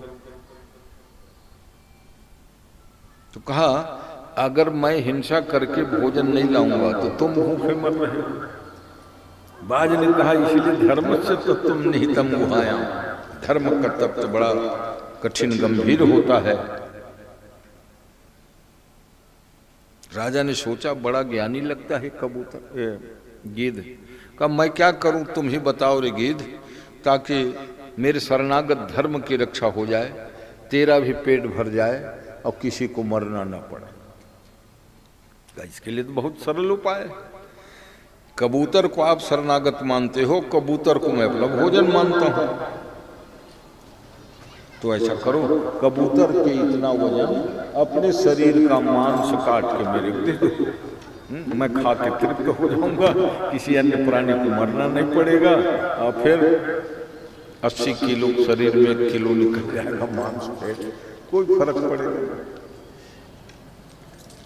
ऐसा गिद्ध के वचन को सुना, तराजू मंगाया, एक पल्ला में कबूतर को रखा, दूसरे पल्ले में अपना मांस काट काट के पहले जंघा का यहाँ का डाले, मगर वो बराबर होता ही नहीं था। बड़ा आश्चर्य हुआ, छोटा सा कबूतर दिख रहा है, किलो 2 किलो में तो इसका बराबरी हो जाना था। मेरा पूरा शरीर का मांस छिल गया, हड्डी ढांचा मात्र तराजू पल्ले में चढ़ गया। कि शरणागत की रक्षा की सही भावना हो तो मेरा मन प्राण शरीर सब अर्पण है। तब जैसे तराजू में बैठा है, न वहाँ कोई गिद्ध न कबूतर, ऐसा भावुक कथा कहा के ये प्रभावित कर लिया। वहाँ बताना था कि कबूतर और ये गिद्ध कौन थे। देवराज इंद्र और अग्नि ने परीक्षा करने के लिए ऐसा किया था। राजा परीक्षित भावुक हो गए, राजन आप मुझे मारने चले, आपके पूर्वज कितने उदार थे जो शरण में आया है करके कबूतर के रक्षा के लिए अपने प्राण को सौंप दिया। बड़े प्रभावित हो गए। तो ठीक है, तुम शरणार्थी बन के रहोगे तो हम 4 स्थान तुमको देते हैं। द्यूतम पानम स्त्रिय सोना, द्यूतम जुआ घर, नंबर 1 का अड्डा है कलयुग, तुम वहाँ अपना जमा लिया करो आसन। जहाँ मदिरालय मदिरा पान होता है वहाँ रहना। देखो इन 4 स्थान में निश्चित ही लड़ाई झगड़ा खून खराबा होता है, क्योंकि वहाँ कलयुग का निवास है और कली प्रभाव विरोध होता है। जुआ अड्डे में लड़ाई झगड़ा हो जाती है, मैं तो मैं जीता मैं हारा, और छापे आदि पड़ गए, सब कुछ छोड़ के भागना भी पड़ता है। हजारों लाखों है ना गाड़ियाँ मोबाइल देखते हो आए दिन, पुलिस छापा मारते ही उनको पता लग गया फलाना गांव के खेतों में जुआ फड़ है? तो द्यूतम पहला स्थान कलयुग का जुआ, पानम मदिरालय शराबगढ़, स्त्रैण कर्म जहाँ होते हैं व्यभिचार के अड्डे, वहां भी कलयुग का निवास स्त्रैणम। और जहाँ निंदा चुगलीचारी होती है, ईर्ष्या है, ये 4 स्थान हम तेरे को दे रहे हैं भैया कलयुग, यही रहना, मेरे प्रजा को मत सताना। कलयुग बड़ा चतुर, हाथ जोड़ कहा महाराज ये चारों स्थान बड़े निकृष्ट गर्हित है, कोई सज्जन प्राणी वहां रहना पसंद नहीं करता। तो कहा 5वां स्थान मैं तेरे को स्वर्ण में दे रहा हूं। और स्वर्ण सभी स्वर्ण में नहीं, लूटपाट के जो स्वर्ण है, नंबर 2 धंधा के स्वर्ण है ना। भाई स्वर्ण में कलयुग है, देख ही रहे हो हैं? साल भर पहले जो कीमत था उससे जब दोगुना हो गया है। चांदी कभी कल्पना किए थे जो 50-60 हैं, 2.5 लाख ही नहीं 3 लाख में आज पहुंच गया है। जहाँ 10-20 रुपये में किसी को जैसे बिछिया देना है भेंट कर दो, चल भाई 10-20 रुपये में हो जाए, सुहागनी लोगों को दे दो हैं, एक तो बिछिया भी लोगे हैं तो समझ क्या होगा हैं। तो कलयुग को 5वां स्थान स्वर्ण में दिया।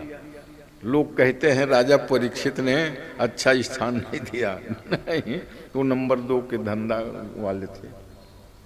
स्वर्ण तो ऐसा है, भगवान कृष्ण गीता में कहते हैं कि धातुओं में मैं ही स्वर्ण हूं।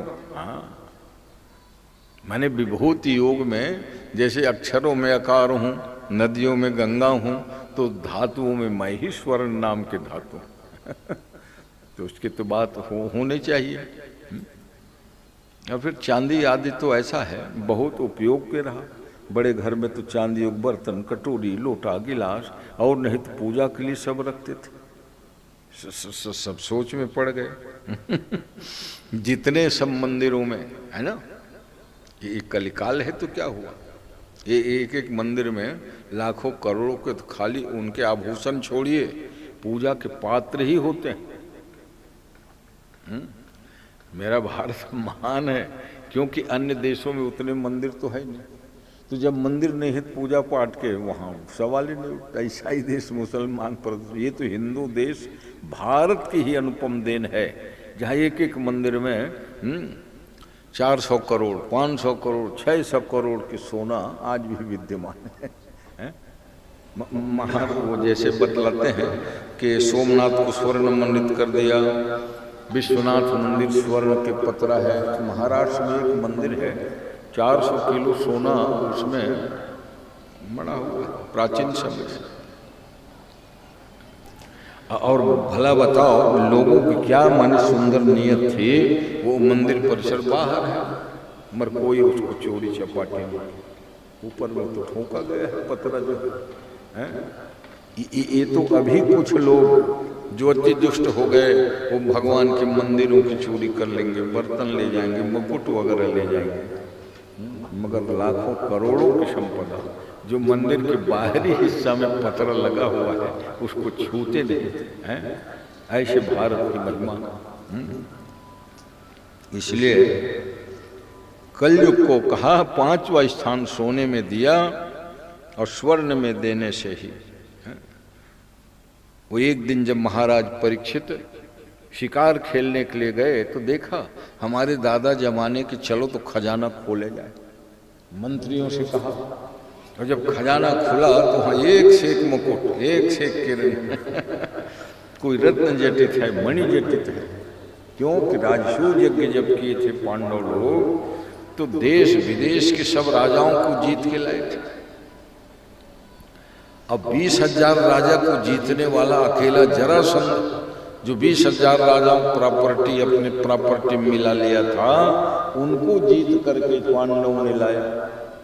और वही देखा बढ़िया रत्न जटित स्वर्ण मुकुट है, तो कहा एक ही मुकुट रोज रोज का पहनना, चलो आज यही पहन ले। वही जरासंध का मुकुट था।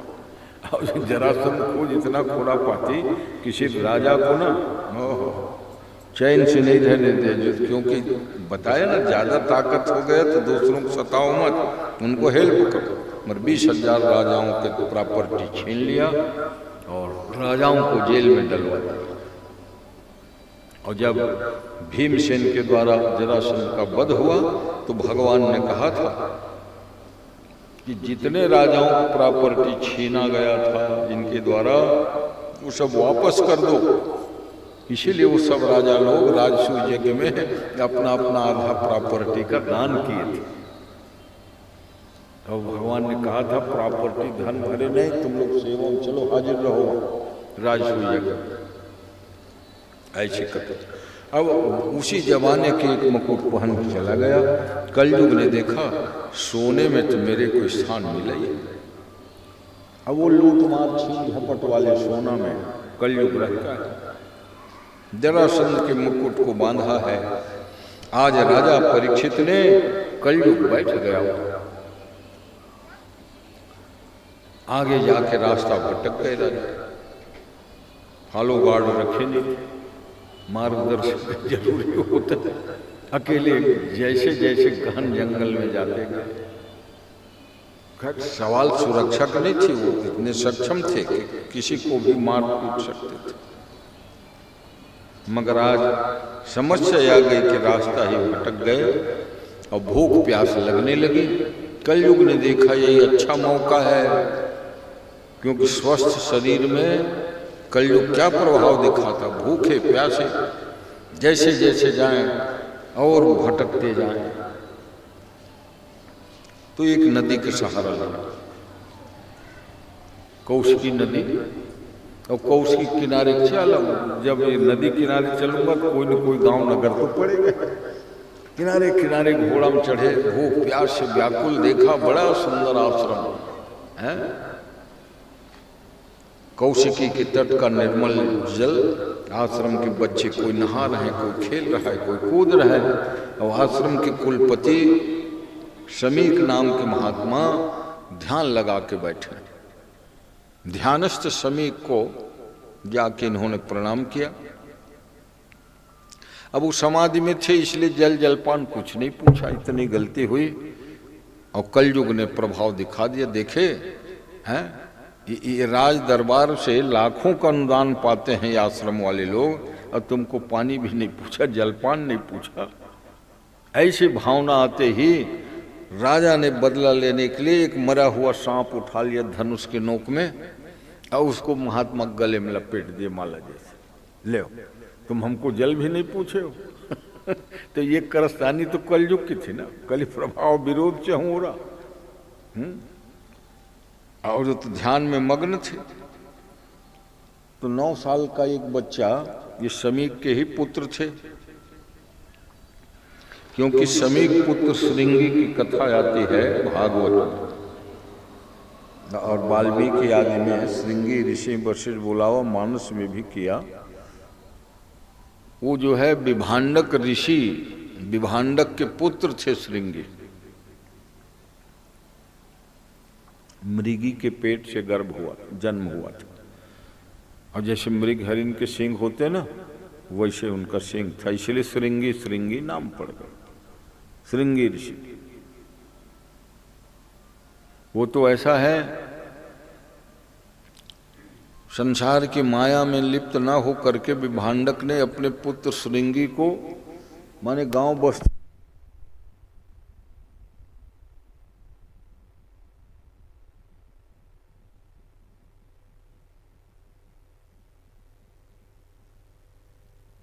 ये जो भागवत में श्रृंगी का वर्णन आता है, वो शमीक ऋषि के पुत्र थे श्रृंगी। और प्राचीन भारत में बड़े से बड़े पुरुष व्यवस्था थी। जब ये तो अंग्रेजों के शासन काल से जो स्कूल कॉलेज आदि परंपरा बनी है, बड़े बड़े आश्रम गुरुकुल में सारी विद्याओं पढ़ाई होती थी। इसलिए विदेशों के छात्र पहले भारत में अध्ययन करने आते थे। और सबसे बड़ा उदाहरण चाइना, चीन से एक आया था यात्री वेन सांग, यात्रा क्या किया, 12 साल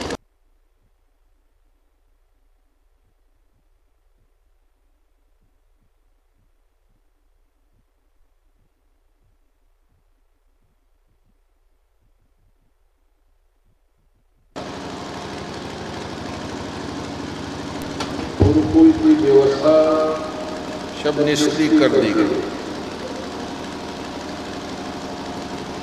क्योंकि अंग्रेज लोग जान लिए थे कि जब तक भारतीय विद्या का अध्ययन अध्यापन होता रहेगा, हम लोगों का साम्राज्य जो है ना टिकाऊ नहीं होगा। और उस समय भाई आज से 1000 साल पहले 2 विश्वविद्यालय बहुत प्रसिद्ध थे, एक तो नालंदा का और एक तक्षशिला का, और दोनों भारत भूमि में ही। तो जब बंटवारा हुआ ना तो इसलिए ऐसा जो है पाकिस्तान को काटा गया, बड़ा आश्चर्य होगा। कि तक्षशिला का जो विश्वविद्यालय था, यूनिवर्सिटी है,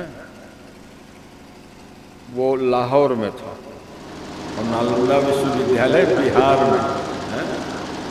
तो ये दोनों विश्वविद्यालय अपने ढंग के विलक्षण है। तो लाहौर में तक्षशिला था, अब वहाँ संस्कृत की पढ़ाई बंद हो गई। यौन शासित जो है देश बन गया पाकिस्तान। में एक दिन बहुत बड़े विद्या का केंद्र था, नालंदा को भी तोड़ दिया गया। 1600 एकड़ में वो विश्वविद्यालय परिसर था, उसके पुनरुद्धार जीर्णोद्धार चलाने की प्रक्रिया चली गई है। तो समझ लो ये जो 2 विश्वविद्यालय प्राचीन भारत में, और अति प्राचीन नहीं, भगवान कृष्ण के बाद ही की बात, कलयुग में ये नालंदा और तक्षशिला के विश्वविद्यालय। त्रेता आदि अनेक गुरुकुल। भाई अभी ये जो परीक्षित के समय सुन रहे हो, कलयुग लग चुका है। शमीक ऋषि का गुरुकुल था, 10,000 विद्यार्थी पढ़ते थे, 10,000 विद्यार्थी।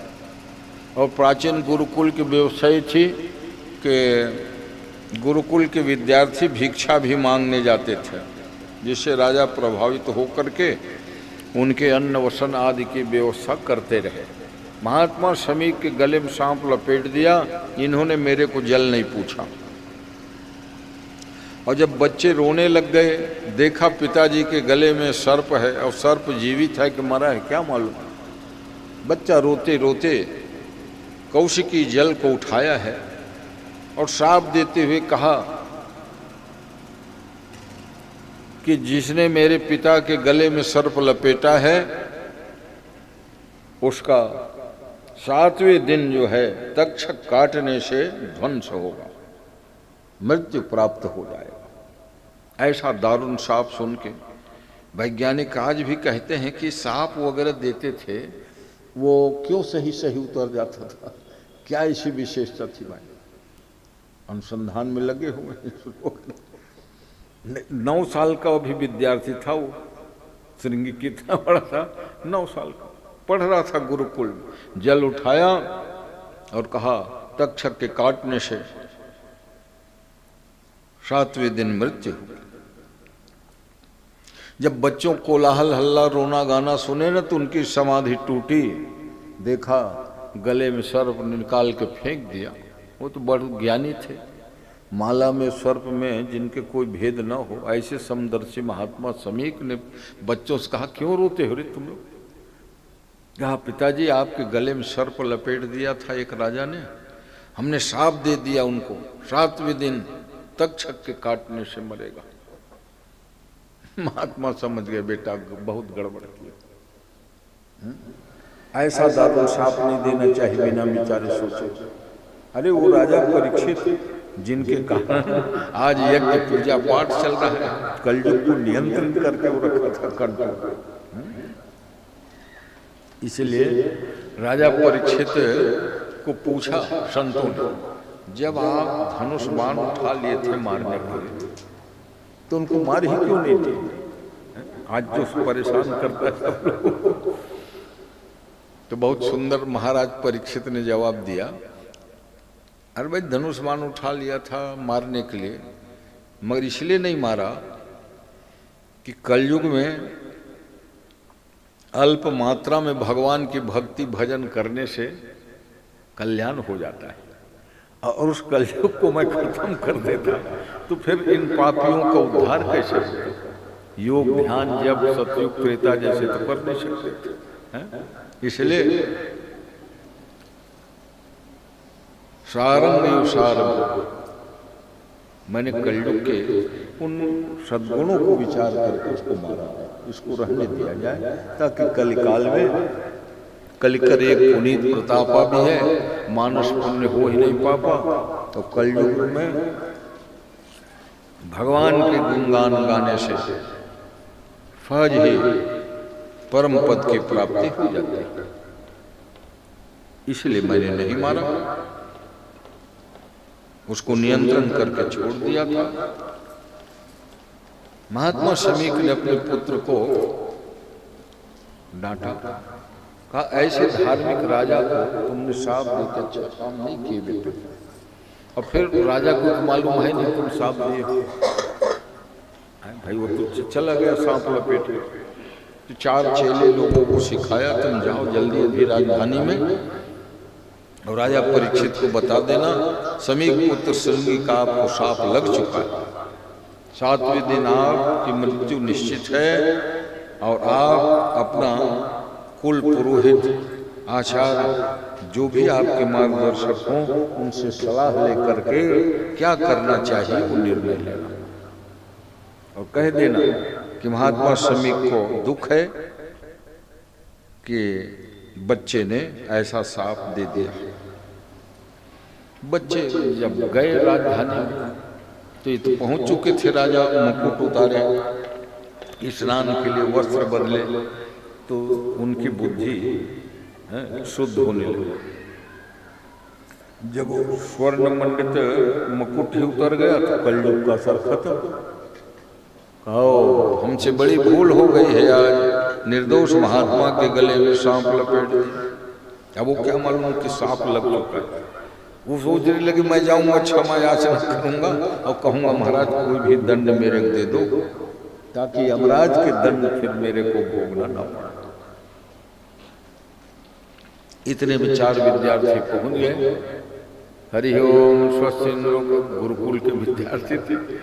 राजा के सामने स्वस्ति वाचन किया, आइए आइए बटु ब्रह्मचारियों, बैठाया सम्मान पूर्वक। किस आश्रम से हो? कहा शमीक आश्रम। शमीक आश्रम जानते थे, लाखों का अनुदान देते थे, क्योंकि राजा महाराजाओं के द्वारा अनुदान प्राप्त गुरुकुल चलते थे अक्सर। अब वो जब गवर्नमेंट हो गया तो शासकीय अनुदान होता है। और विश्वविद्यालय जो होता है वो केंद्र के ही अधिकतम खर्च पर चलता है। विश्वविद्यालय अनुदान आयोग प्रदेश का खर्चा 25% से उसमें लगा है, 75% केंद्र गवर्नमेंट जो है देती है यूनिवर्सिटियों को। राजशाही परंपरा में राजा ही देते थे और उससे भी फिर बीच बीच में अनेक किसानों से भिक्षा मांगते थे विद्यार्थी। ऐसी व्यवस्था। राजा ने पूछा विद्यार्थियों के लिए भोजन की व्यवस्था में कमी तो नहीं? ठंड में सबके लिए कंबल रजाई तो है? हाँ सब अच्छा है राजा, कोई कमी नहीं। दूध पीने को मिलता है ना आश्रम में बच्चों को। बोले समय में आप लोग अपने हो तो संध्या पूजा करते हो। सब इतने माने उस आश्रम के हित चिंतक। क्या समाचार, क्या सेवा में भेजे हैं गुरु जी शमीक जी? तो कहा आपको ये सूचित करने आए हैं कि आपको 7वें दिन मरने का सांप लग चुका है, वो भी तक्षक के दर्शन से। और साथ ही कहा है गुरु जी ने कि अपने कुल पुरोहित आदि से सलाह लेकर के अंतिम उपाय क्या करना चाहिए तुम्हें करना चाहिए। माने सांप किसी प्रकार से निष्प्रभावी नहीं होगा, बता दिए। तो बताया कि पूजा के समय मेरे को भी ख्याल आया कि मुझे एक बहुत बड़ी गलती हुई है। आज निर्दोष महात्मा गले में सांप लपेटा हूँ, ऐसे में आप लोग आ गए महाराज, सबको विदा किए। जन्मे जय को बुला के त्वरित राजगद्दी सौंप दिया, राजमुकुट पहनो और हम चले। समझ नहीं पाए जन्मे पिताजी क्या कर रहे हो अचानक। कल रात तक के तो ऐसी कोई बातें नहीं है कि पुत्र को राज्य देना, नहीं नहीं। मृत्यु की सूचना मिलने पर वहां प्रतीक्षा नहीं करना। और हस्तिनापुर के राजमहल से निकले हैं, गंगा किनारे है ही है हस्तिनापुर, बढ़िया उपवन। और आज जो स्थान बहुत लोग जाके सुखताल में कथा कराते हैं ना, वही स्थान है। सुखदेव जी आके बैठे, ऋषि मुनि महात्मा थे ही। अब वो बरगद के झाड़ 5200 साल पुराना है, 55 हो गया होगा, क्योंकि जब सुखदेव जी कथा कहे तो भी तो 100-200 साल का वो पेड़ रहा होगा। और ऐसी दशा बना डाले, पूरा चारों तरफ घर द्वार घेरा हुआ जरूर है बट वृक्ष आदि सुखताल। सुखदेव जी महाराज जिस बट वृक्ष के नीचे कथा कहे, अक्सर बतलाता हूँ, उनका मृक्षर्म बट वृक्ष के नीचे बिछा दिया। और वहाँ अनेकों ऋषि मुनि महात्मा सुखदेव जी के सामने देखते हैं क्या कि व्यास जी विराजित हैं, पराशर ऋषि हैं, मृकंडु हैं, मार्कंडेय ऋषि हैं, नारद जी हैं, सब ऋषि मुनि जितने भी उपाधि, किसी के राजर्षि, किसी के ब्रह्मर्षि, किसी के महर्षि, सब श्रेणी के महात्मा आए हुए थे।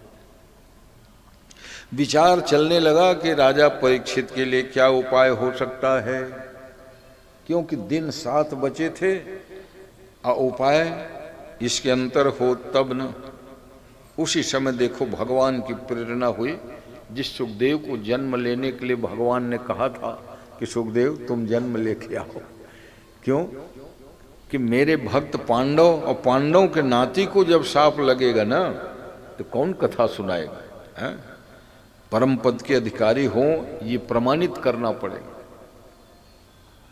हालांकि साफ लगा है, तक्षक काटने से मृत्यु हुई, फिर भी महाराज परीक्षित की सदगति हुई। प्रेरणा मिलते ही सुखदेव जी झूमते हुए तत्राये षोडश वार्षिकस्तदा व्यासात्मजो ज्ञान महाब्धि चंद्रमा। व्यासात्मज सुखदेव जी ऐसा चले जैसे ज्ञान के समुद्र हिलोरे लेते चल रहे हो। सब ऋषि मुनि खड़े हो गए हैं, क्योंकि सुखदेव जी की ज्ञान और त्याग के सामने उनके उम्र में बड़े बड़े दादा परदादा 5 पीढ़ी के लोग थे, सब खड़े हो गए। आइए आइए, मृक्षर बिछ गया। महाराज परीक्षित ने उनका यथोचित सम्मान किया, पाद्य अर्घ के द्वारा पूजन किए। और अब यहाँ संवाद लग रहा है सुखदेव परीक्षित का। और कहा महाराज मुमूर्ष प्राणी को कौन सा उत्तमोत्तम कर्म करना चाहिए। सुखदेव जी समझ गए समय 7 दिन का है, ये उपाय पूछ रहे, तो कहा भगवान की कथा ही सर्वोत्तम उपाय है। क्यों कि भागवत की कथा कृष्ण प्राप्ति कर्म सस्वद, कृष्ण प्राप्ति कराने वाली कथा है, भगवान से मिला देने वाली कथा है। और वहीं पर सुखदेव जी कथा कहने लगे। ऋषियों की आज्ञा हुई, उनको ऊंचे आसन में बैठाओ, बाकी सब सामान्य नीचे आसन में बैठे। सुखदेव जी के पिता व्यास जी जो भागवत के रचयिता, उनके पिता पराशर ऋषि भी बैठे। 5 पीढ़ी के बुजुर्ग वहाँ थे। शक्ति और वशिष्ठ साहब कथा सुन रहे हैं। सुखदेव जी बता रहे हैं कि परमात्मा जो है निर्गुण सगुण दोनों प्रकार से पूजित होते हैं। क्योंकि ब्रह्म का निरूपण करना, ब्रह्म का मतलब ही होता है व्यापक, विष्णु का अर्थ होता है व्यापक।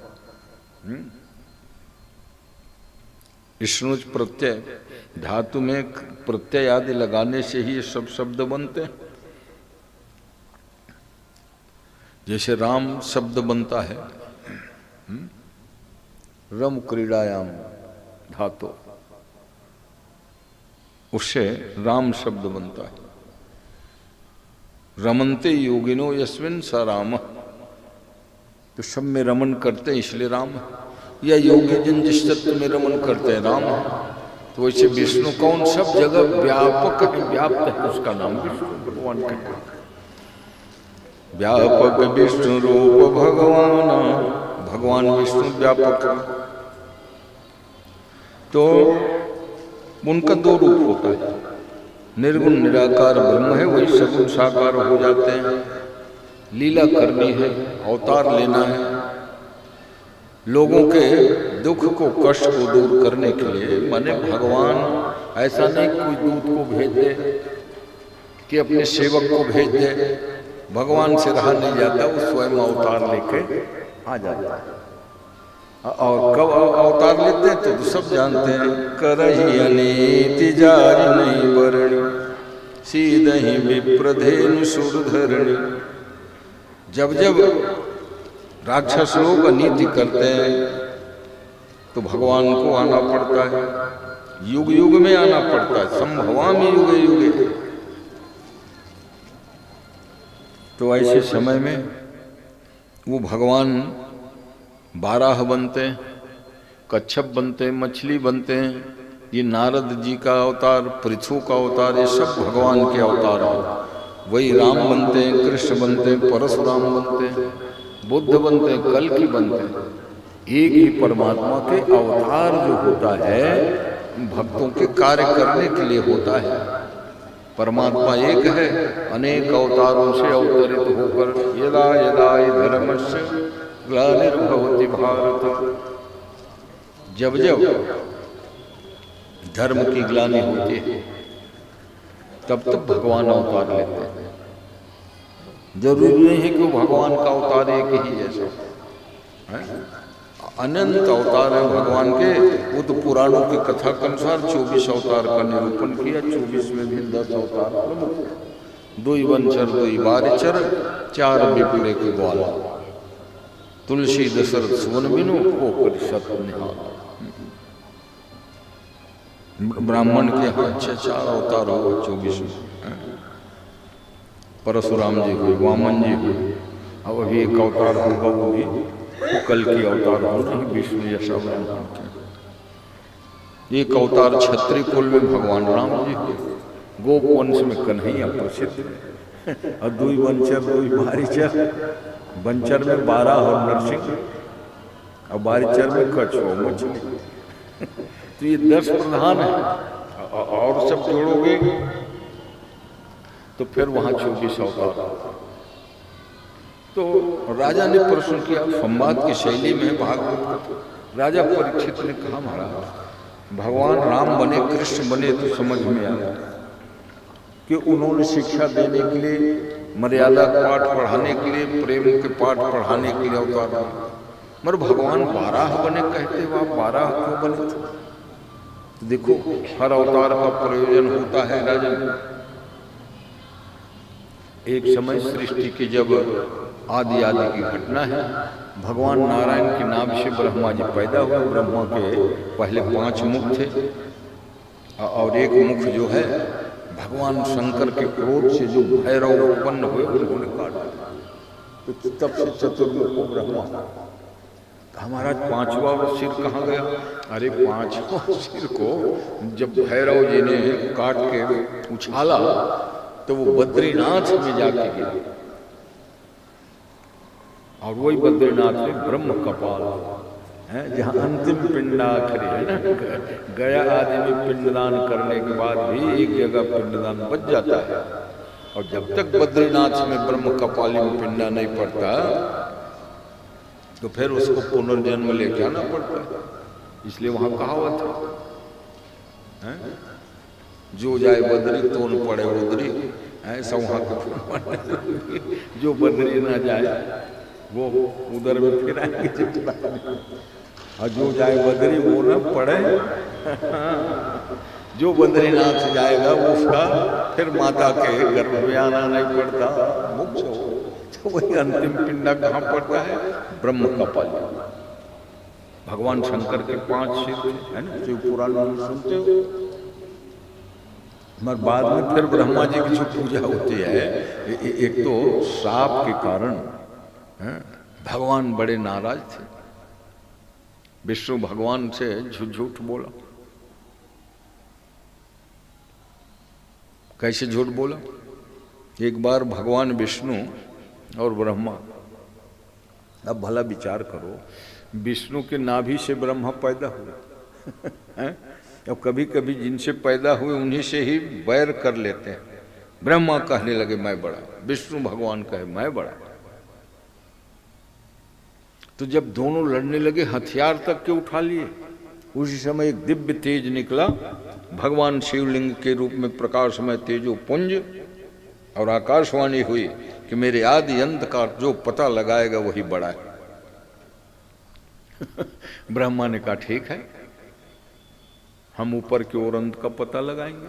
विष्णु भगवान ने कहा हम नीचे की ओर पता लगाने जाते हैं। जैसे भगवान 12 रूप बन करके पृथ्वी को उद्धार किए थे, नीचे की ओर भगवान विष्णु, ऊपर ब्रह्मा जी जाते जाते जाए हैं, भूर भुव स्व महाजन तपः, सब लोक तक के। मर वो शिव जी के जो दिव्य ज्योति पुंज है उसका अंत नहीं हो पाया। तो हुआ क्या, भगवान शिव के मस्तक में जो केतकी पुष्प था वो हवा के चलने से गिरा तो ब्रह्मा ने उसको झोंक लिया और कहा यही प्रमाण हो गया, मैं भगवान के सिर में चढ़े हुए केतकी पुष्प लाया। केतकी समझते हो ना? केतकी माने केवड़ा। वो केसरैया कई जन केसरैया फूल तो भगवान में चढ़ते हैं। केतकी माने केवड़ा। इसलिए जब श्राप दिया, ब्रह्मा ने केतकी फूल झोंक के ले आए। भगवान विष्णु ने कहा भैया हम पता नहीं लगा सके कि कहाँ पर आदि है भगवान शिव जी का ज्योतिर्लिंग का। ब्रह्मा ने कहा हम पता करके ले आए। उनके सिर का फूल देखो। और गौ माता को उन्होंने गवाही बना दिया। गौ माता अगर पूछाने की नौबत आएगी ना तो तुम भी गवाही भर देना, गवाही भर देना।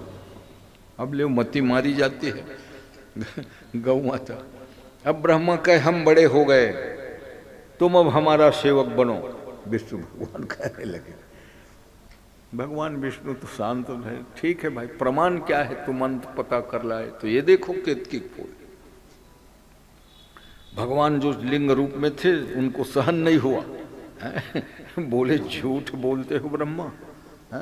इसलिए उन्होंने भैरव को प्रकट किया, खड्ग से इनका एक सिर काट दे। 5 है, जिस मुंह से झूठ बोला है ना उसी को काटना और उछाल दे वो बद्रीनाथ में जाके ब्रह्म का पाली। तो ब्रह्मा ने फिर बहुत स्तवन किया है, गिड़गिड़ाया है, हमारा मुझसे गलती। केतकी को भी श्राप दिया था, जाओ तुम भगवान में तुम नहीं चढ़ो, तुम्हारा बहिष्कार हो। केतकी गिड़गिड़ाया, रोया, महाराज मेरा फिर फूल बनना संसार में बेकार है, सब फूल भगवान में चढ़ेंगे मैं। तो भगवान शंकर ने कहा ऐसा करो, फूल तो नहीं चढ़ेगा मगर फूल के जब अर्क बना देंगे तो वही केवड़ा जल बना, है ना। पूजा में देखते हो केवड़ा जल जैसे गुलाब जल वैसे केवड़ा जल, क्योंकि अर्क बन जाने से वो दोष दूर हो गया तेरा, केवड़ा के जल, इसीलिए पूजा में विहित है ऐसी कथा। तो 5 सिर में चतुर्मुखो ब्रह्मा, बाद में इस घटना के बाद 4 मुख ब्रह्मा हुआ। और फिर ब्रह्मा ने खूब गिड़गिड़ाया, कहा महाराज सब देवता की आप कहे हो पूजा होगी, मंदिर बनेगा, लक्ष्मी नारायण मंदिर, शंकर मंदिर, राम मंदिर, राधा कृष्ण मंदिर, मेरी इतनी बड़ी गलती हो गई कि मेरा चलो एक जगह बन जाएगा, पुष्कर में, राजस्थान के पुष्कर में तेरा एक मंदिर बन जाएगा। ये लो वरदान। इसलिए ब्रह्मा का एक ही स्थान में मंदिर है पुष्कर में। और वो जो सरोवर है विशाल सरोवर ब्रह्मा। बाकी यज्ञों में तुम्हारा आवाहन जरूर होगा, यज्ञ की रक्षा करोगे, ऐसे प्रसन्न होगे। फिर कई वरदान दिए। बड़े मंदिर में तुम्हारा जैसे किसी खंभा अलमारी में भले ही मूर्ति बना देंगे मगर ब्रह्मा के रूप में स्वतंत्र मंदिर नहीं बनेगा। वो एक ही जगह तुम्हारा मंदिर बनेगा, है बहुत अच्छा स्थान है जो ब्रह्मा। और कहा कि तीर्थों के गुरु है पुष्कर, जैसे तीर्थों के राजा प्रयाग है वैसे गुरु पुष्कर है, वहाँ तुम बैठोगे। ब्रह्मा आज भी वहाँ विराजित हैं, बाकी सब। तो ऐसे में जब भगवान बाराह क्यों बनना पड़ा, ये प्रश्न था। तो कहते हैं सृष्टि के आदि में देखो बात बढ़ गई थी, नारायण से हुए ब्रह्मा, और ब्रह्मा को सृष्टि विभाग देते हुए भगवान ने कहा था कि सृष्टि को बढ़ाओ, तो उन्होंने 10 सृष्टि अपने ही शरीर से किया। पहले मानसी सृष्टि, प्राण से वशिष्ठ, मन से सनक सनंदन को, आँख से मरीचि को, कान से पुलस्त को, हाथ से क्रतु को, गोद से नारद जी को, और पैर के अंगूठे से दक्ष को पैदा कर कहा, देखो रे तुम 10 मेरे संतान हो। हालांकि मानसी सृष्टि से हुए हो, तो जैसे मैं एक ने 10 बनाया, 10 से 100, 100 से 1000, इस प्रकार सृष्टि बढ़ेगी जाओ। तो उसमें कई जने तो निहंग बन गए, नारद जी सन्यासी बन गए, सनक सनंदन सन्यासी बन गए। सृष्टि में कौन बढ़ाने को? तो दक्ष को देखा ब्रह्मा ने कहा, दक्ष अरे तुम सृष्टि को बढ़ाओ बेटा। और दक्ष तो ऐसा है, देहाभिमानी दक्ष कहवा को सबको बड़ा प्यारा अपना बेटा बनाए, किसी को आँख से निकाले, किसी कान से निकाले, अच्छे अच्छे ऊंचे स्थान से, तो हमको पाँव के अंगूठे से पैदा करे, हाँ हाँ हाँ, हमको सबसे छोटे बनाए, हम आपको सहयोग नहीं करेंगे। ब्रह्मा ने समझाया, बेटा तू विचार कर, पैर के अंगूठे में ही तीर्थ का निवास होता है, इसलिए प्रणाम करना, पूजन करना पादांगुष्ठ से ही है। गंगा भी भगवान के चरण कमल के नखमणि चंद्रिका से ही निकली, तो तुमको किसने कह दिया छोटे हो? अरे भाई, पैर ही सबसे महान होता है, किसी को भी प्रणाम करोगे तो चरण में वंदन किया जाता है। और जब इसीलिए चरण की वंदना करते थे लोग, अपना मस्तक रख देते थे माता पिता गुरु के चरणों में, हैं, तो लोगों की बुद्धि जो है शुद्ध रहती थी। अब चरण में नहीं, आधा बस घुटने तक के ही प्रणाम करने लगे, दिमाग सब टेंशन में रहता है, शांत रहता है। हाँ, बहुरी पग्गा लागू माताएं जब प्रणाम करें अपने से ज्येष्ठ सासू आदि के, तो 2 बार 3 बार हैं उसके पैर को दबा ले, तब प्रणाम करते थे, हैं। तो समझाना पड़ा दक्ष, कहा देखो दक्ष तुम छोटे नहीं हो, क्योंकि कि बड़े से बड़े कोई महात्मा पूज्य हो, उसके तुम कहीं आँख कान नाक को ऊंचा स्थान है करके छू के पांव परोगे ना, तो बहुत पिटाई पड़ेगी। मारते मारेगा और चिमटा वाले बाबा जो कहा, महाराज मैं तो प्रणाम कर, तो प्रणाम चरणों में होता है, ये नाक कान को छू के प्रणाम नहीं करते दक्ष। और तुमको इतने पवित्र स्थान मैं अंगूठे से उत्पन्न किया, तो तुम कहते मैं छोटा बन, इसलिए तुम ये भ्रम छोड़ दो। तब वो दक्ष तैयार हुआ सृष्टि को बढ़ाने के लिए, और दक्ष की ही 13 कन्या, खैर आगे उनकी सृष्टि में तो कल वर्णन होगा। 13 कन्या जो है वो कश्यप ऋषि को ही प्रदान कर दी थी। 60 महीने लड़की हुई ना, तो सोचे अलग अलग कितने विहाव रचाऊंगा। 10 धर्माएं, 10 कन्या धर्म को दे दिए, 27 चंद्रमा को दे दिए, 13 लड़कियों कश्यप से भावर पार दिए, हैं। और कृशास अंगिरा को 2 लड़की, और 1 लड़की जो बची थी सती, भगवान शंकर को ब्याह कर दिए थे। ऐसे 60 कन्याओं का विवाह को भागवत में, शिव पुराण में, देवी भागवत आदि में भी आता है। तो विचार ये हुआ, सायंकालीन बेला थी, और द्वितीय सुरसा ताम्रा नाम की जो पत्नियां थी कश्यप ऋषि की, सायंकाल बेला में महात्मा के पास पहुंच गए। कहा मेरे को पुत्र प्रदान कीजिए, क्योंकि मेरे अन्य सौत बहनों के संतान हैं। समझाया कि देखो संध्या समय में गलत काम नहीं करना, जानते हो 4 चीज मना ही है। संध्या समय में भोजन नहीं करना, शयन नहीं करना, भोजन करने से उदर संबंधी बीमारी होती है, सोते रहने से आयु क्षीण होती है, गुरुमुख से अध्ययन पाठ नहीं पढ़ना, और संसार का विषय भोग नहीं करना। उससे क्या होगा? नालायक संतान पैदा होंगे। संध्या समय में गुरु मुख पाठ क्यों नहीं करना? कहा आगे पाठ पीछे सपाट है। गुरु इसलिए सब स्कूल कॉलेज में 5 बजे अधिकतम छुट्टी हो जाती है, 4-5 बजे। सूर्यास्त के समय नहीं होना। सूर्यास्त के समय भगवान शिव घूमने निकलते हैं अपने अनुचरों के साथ और देखते हैं जिस घर में बढ़िया दीप जल रहा है, माताएं अपने सिर ढक के दीप ज्योति पर ब्रह्म दीप ज्योति नमोस्तुते प्रार्थना कर रहे हैं। सारे अरिष्ट मंगल दिन भर का दूर हो जाता है। सायंकाल जो देख, क्या माने भारतीय संस्कृति, गांव से गांव होगा, गरीब से गरीब होगा, दीपक बराबर अपने दरवाजे में तुलसी चबूतरा जलाते हैं। तो हमारे पूर्वज, आज वैज्ञानिक कहते हैं कि घर में एक दीप जला देने से नकारात्मक ऊर्जा खत्म हो जाती है। तो ये कहा जाने जो मोमबत्ती से काम चलाने वाले हैं, घी के दिया के महिमा को तो वो जानते हैं, हमारे पूर्वज जानते हैं। जो यज्ञ न करके दीप जला दो,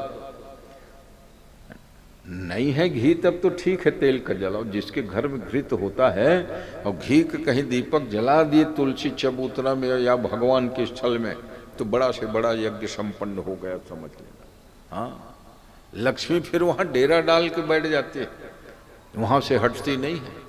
हाँ, क्योंकि गाय का और लक्ष्मी का संबंध है। और गौ माता के घृत से, गोघृत से दीप जलाओ। तो विचित्र घटना, समझाने पर भी अक्ल इसकी नहीं आई। नहीं नहीं, हमको पुत्रवती बनना है। गर्भ का आधान हुआ, बता दिए देख तेरे गर्भ से जोड़ुआ संतान होंगे और दोनों बहुत खुरापाती, उद्यमी, उद्दंडी, दानव जैसे। दीदी कहने लगी मेरे को आप डरवाने के लिए कर रहे हो। अरे हम लोग ब्रह्मा के नाती नतनीन हैं, और ब्रह्म कुल से उत्तम और कुल क्या होगा? जब माता पिता ब्रह्म कुल से हैं तो हमारे संतान दानव कैसे होंगे? अरे वो तो ठीक है, सामान्य नियम, मगर पुलस्त ऋषि के नाती रावण है, उत्तम कुल है तो पुलस्त कर नाती, मगर क्या है को राक्षस हो गए हैं। तो जब उनका कर्म बिगड़ जाता है तो राक्षस हो जाते हैं। जन्म भले ब्राह्मण कुल में हुआ था। तुम तो बहुत जिद करी हो, तेरे लड़के ना बहुत उद्दंड राक्षस होंगे। तो रोने लग गई दीदी, कहाँ कहाँ मैंने आपकी बात नहीं मानी, सही में राक्षस संतान होंगे महाराज? बोले होंगे ही, हमारी वाणी अन्यथा नहीं हो सकती। रोने लग गए। जब दानव होंगे दुनिया को मारेंगे पीटेंगे, दुनिया वाले हमको गाली देंगे कि इनके माँ बाप कैसे। देखो संतान अच्छा हो जाए तो माँ बाप की भी प्रशंसा और बड़ाई पूजा होती है। तो संतान कहीं गड़बड़ निकल गया तो संतान से पहले माँ बाप की जो है गाली देंगे, आलोचना करेंगे। कहा मैं जन्म ही नहीं दूंगी तो क्या होगा? 100 साल तक गर्भ को धारण करके रख ली, और जब 100 साल तक के वो पड़ा है, जीव कोई आया ही नहीं सृष्टि काल में, जनसंख्या तो कम थी, किसको भेजे?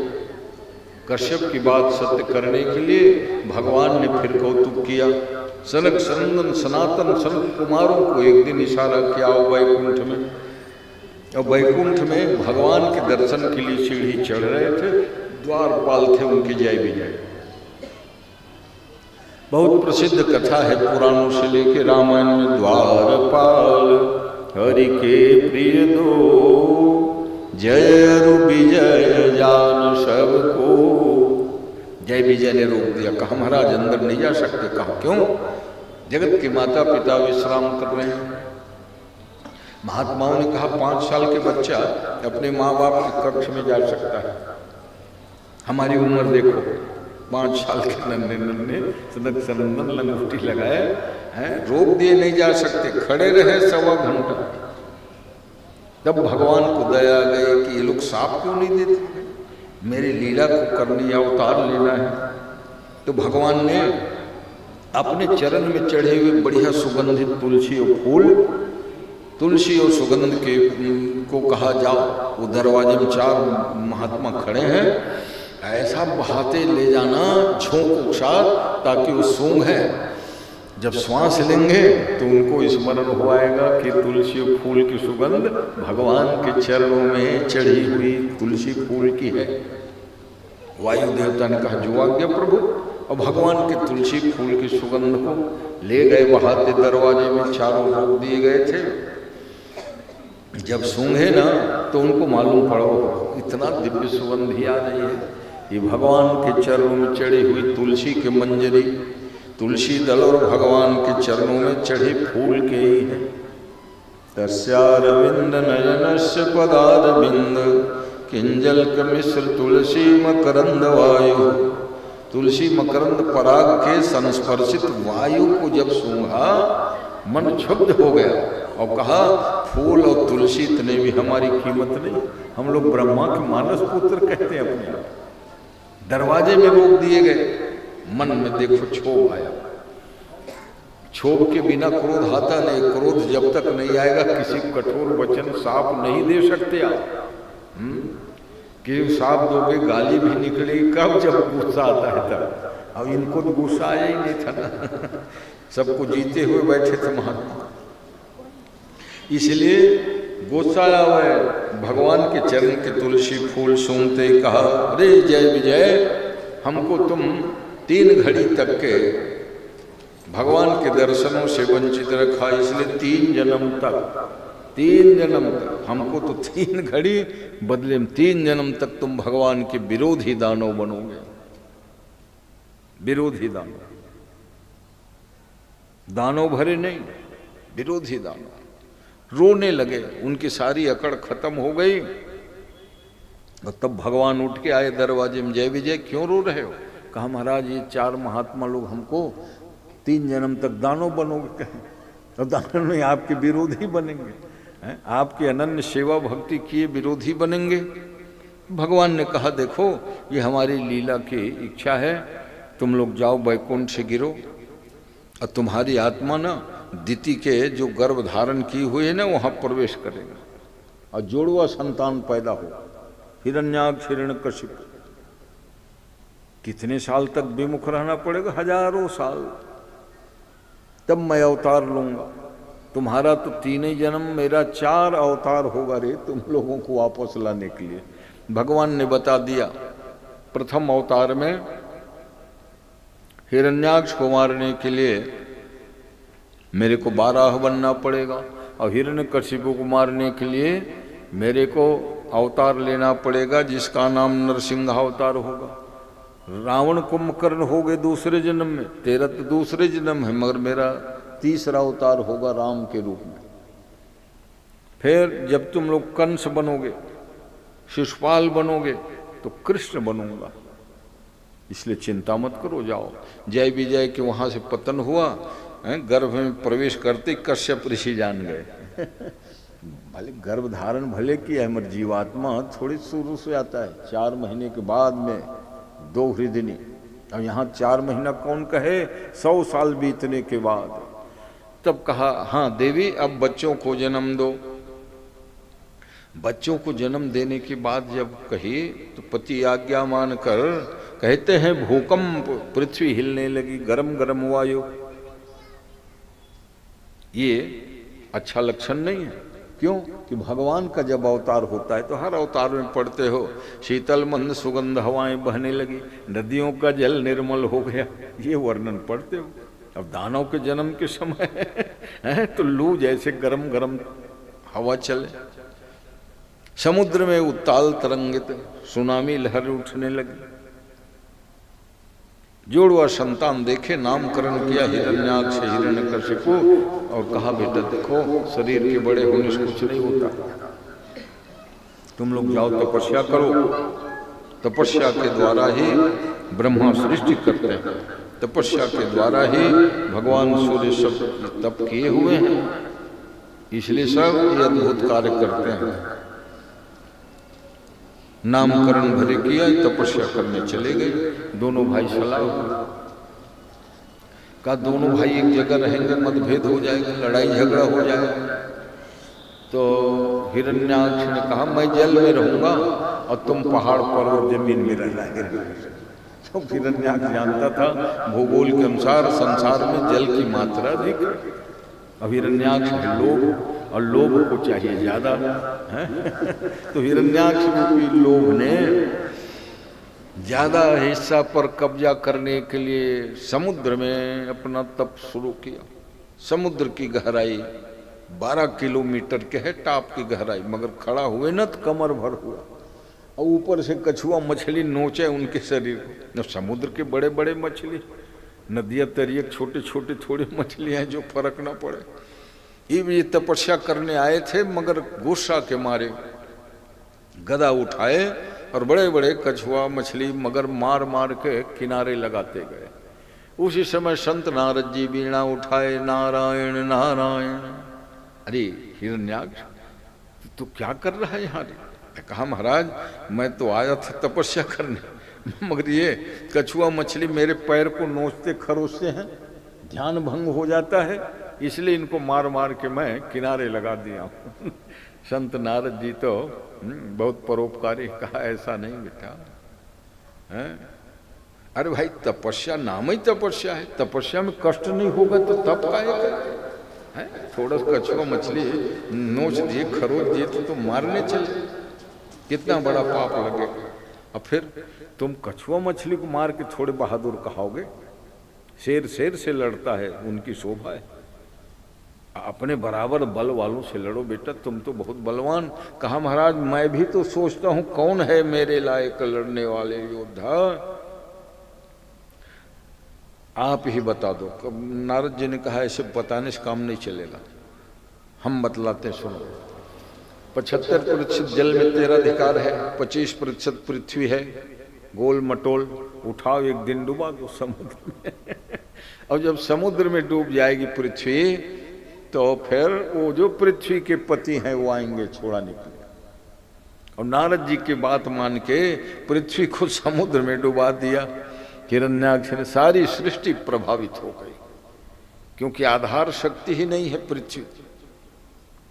कोई भी जब तप यज्ञ करोगे तो पृथ्वी में करोगे, आधार शक्ति। इसलिए पूजा में बैठते आधार शक्ति है नमः। अब पूजा पाठ के बाद वहां की मिट्टी माथे में लगाते हैं ताकि फल हमको मिले।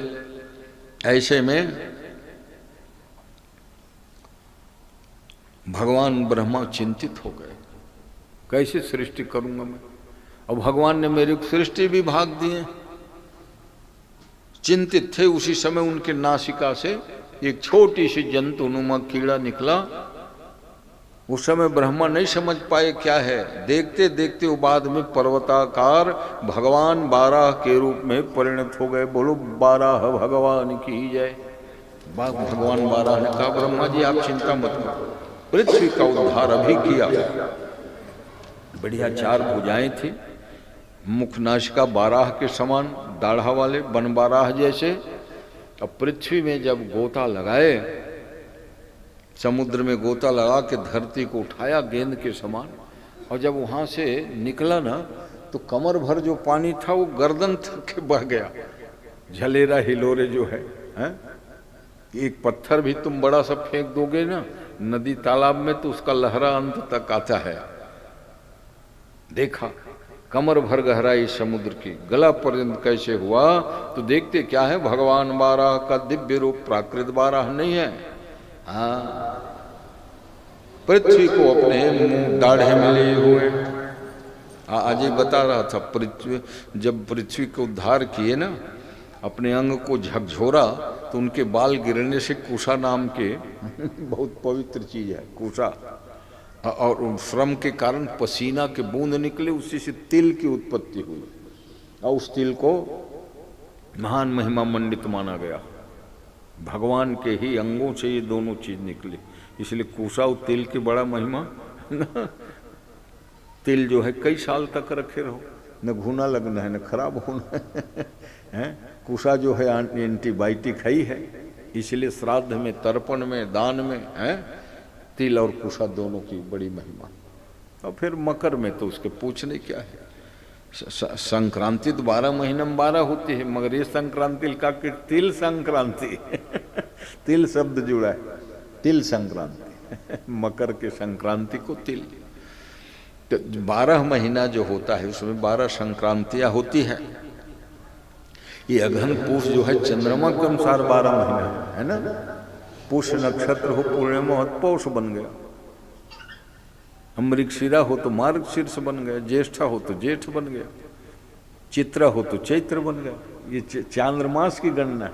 मगर सूर्य मास की गणना मकरे अर्क से कुंभे अर्क 14 जनवरी से 14 फरवरी होगा। चाहे भले माघ फागुन भले महीना बदल जाए, मगर ऐसी गणना है ना। वर्ष माह की गणना 5 प्रकार से होती थी हमारे यहाँ चंद्रमा के आधार पर। लोक में ना चैत वैशाख जेठ आषाढ़ ये जो नाम है वो चंद्रमा जिस नक्षत्र में हो पूर्णिमा के दिन वही नाम पड़ा। श्रवण नक्षत्र तो श्रावण पड़ेगा, अश्विनी है तो अश्विन माने कुंवार महीना, कृतिका है तो कार्तिक, सीधा ही से गणित। और सूर्य मास की गणना होती है तो भले ये माघ है और आधा फाल्गुन तक के ये मकर जाएगा शिवरात्रि के आसपास तक, है ना। कुंभेर कहा तब 1 महीना हो गया करके। इसलिए माघ मेला में पौष पुण्य से माघ पुण्य 1 महीना हो गया तो ये माघ कहलाएगा और ये मकर कहलाएगा। मकर अर्क से कुंभे अर्क तक, मकर के बाद में कुंभ राशि में सूर्य भगवान आ जाते हैं। तो ऐसे समय में भगवान जब निकले ये टूट पड़ा युद्ध के लिए। चोर हो कहाँ तुम ले जाओगे पृथ्वी को। भगवान मुस्कुराए लड़ने लगे। 27 दिन खूब घमासान युद्ध, एक दूसरे को मारें पीटें प्रहार करें। भगवान बड़ाई कर देते थे, वाह हरे कितना बलवान है रे तू, मेरे को तो उलझा के रख दिया 27 दिन। और भीड़ के लड़ता था ये हिरण्याक्ष है। और भगवान इसलिए नहीं बताया कि अगर बता दूंगा तो इसको ज्ञान हो जाएगा। ये भगवान विष्णु है, मैं उनका दूत द्वारपाल था। 28वें दिन एक मुष्टिका जोर से मारे, कपोल में प्रहार लगते ही वो उछल के गिर पड़ा। भगवान खड़े हैं, प्राण निकलने वाला है।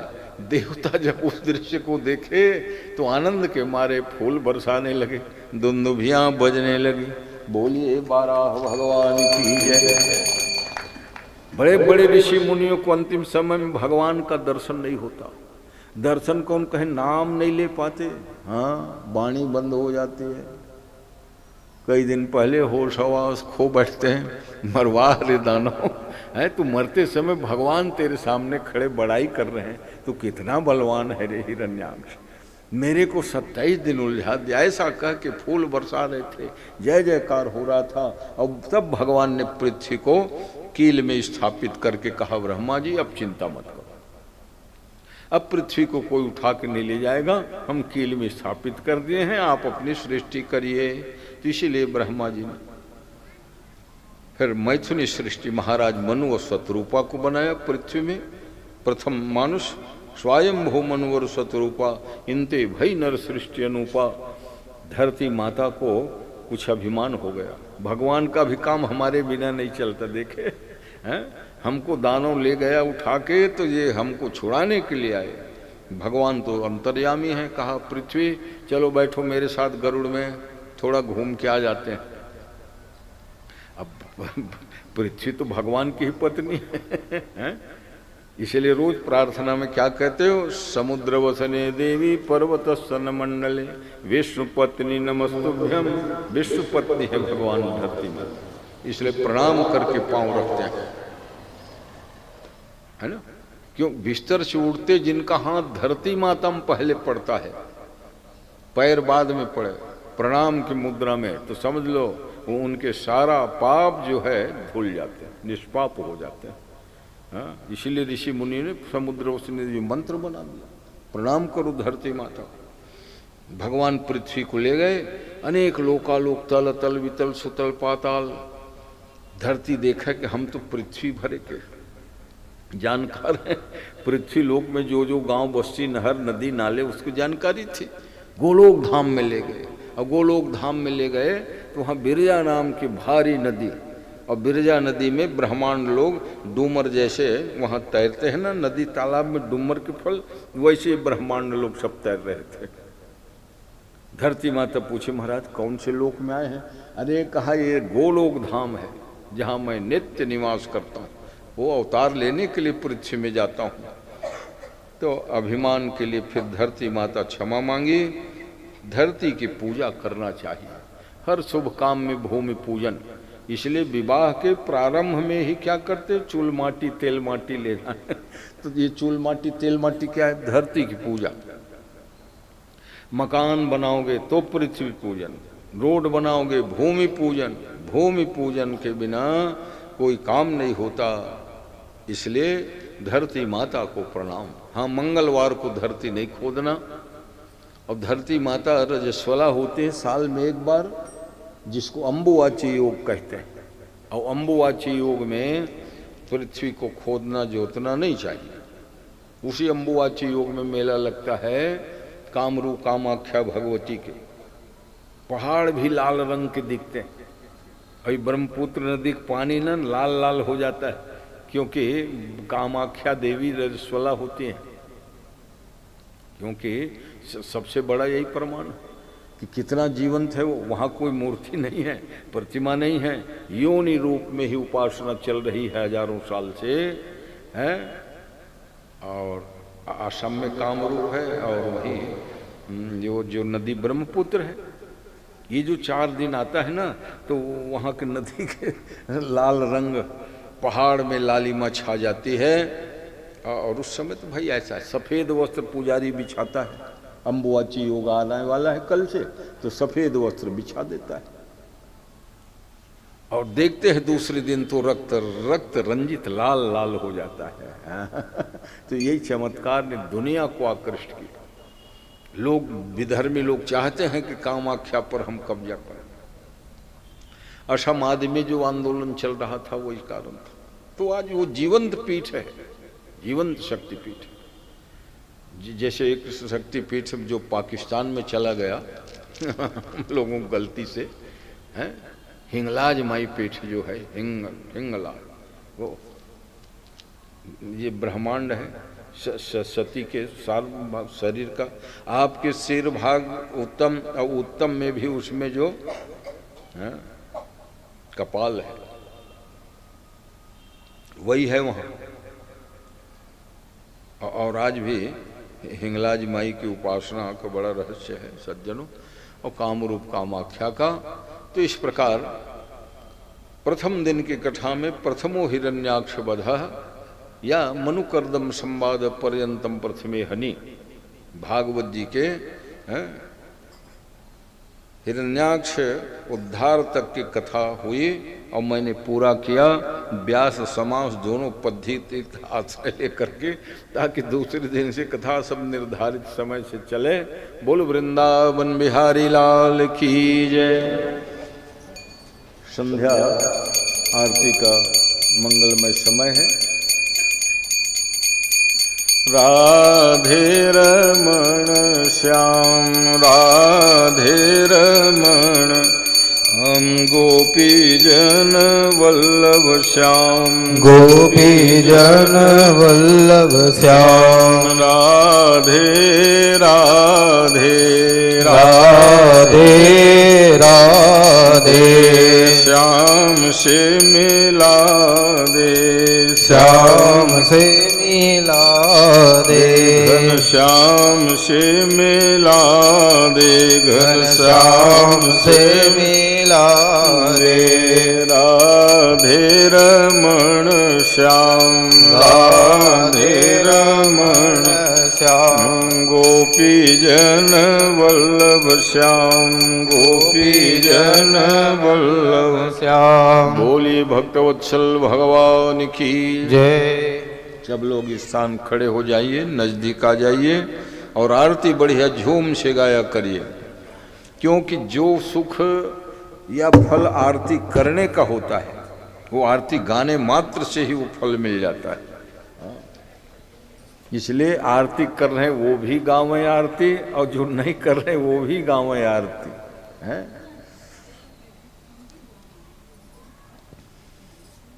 बांके बिहारी तेरी आरती गाऊं, बांके बिहारी तेरी आरती गाऊं, आरती गाऊं प्यारे आपको रिझाऊं, आरती गाऊं प्यारे आपको रिझाऊं, कुंज बिहारी तेरी आरती गाऊं, कुंज बिहारी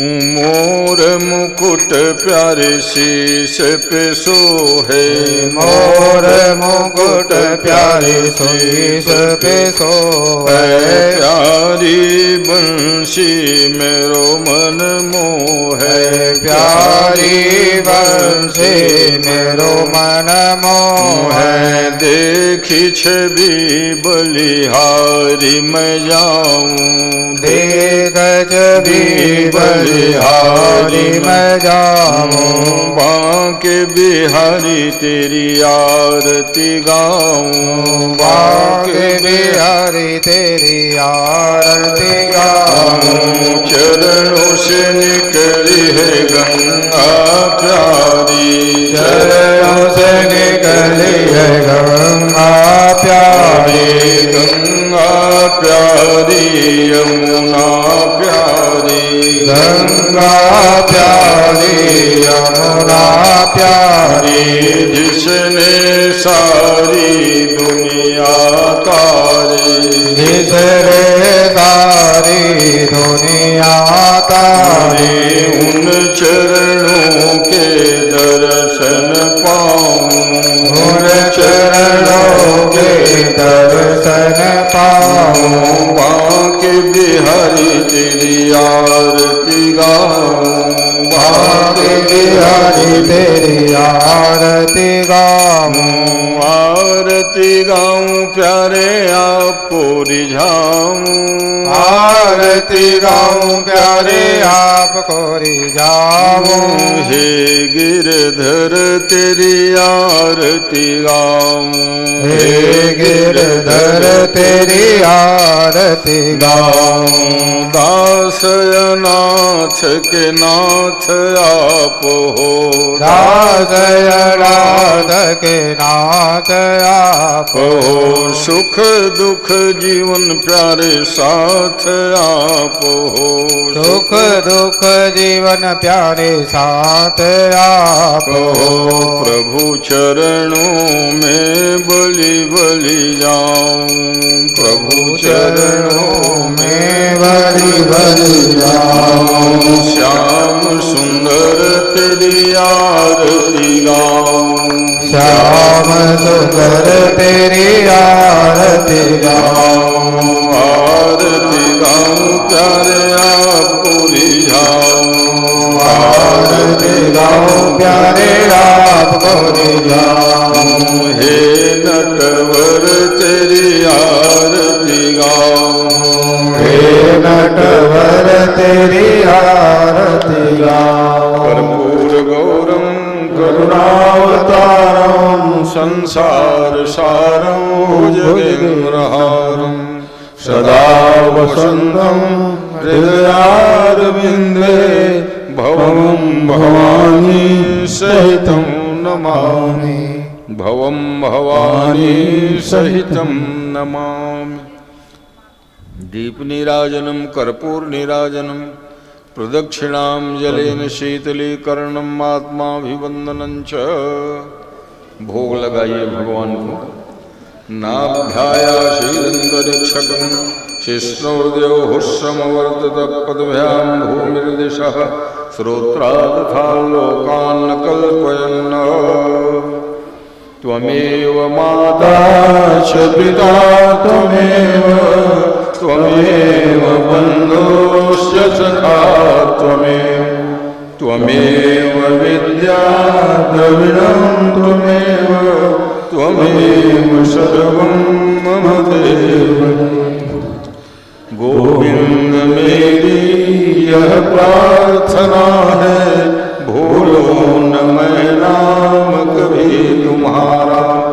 निष्काम होके दिन रात गाऊं, गोविंद दामोदर माधवेति चंपा चमेली कमला निजूही गुलाब बेला रजनी सुगंधा दुर्वासमी जीवक गंधराजम गेंदा धतूरा गुल मेहंदी च अगस्तिकां सूर्यमुखीं कनेरं शेफालिका नामक पारिजातं तिलकस्य पुष्पं हरभृङ्गहारं मौले श्रीपत्रं तुलसी मदारम् मंत्र पुष्पांजलिं समर्पयामि।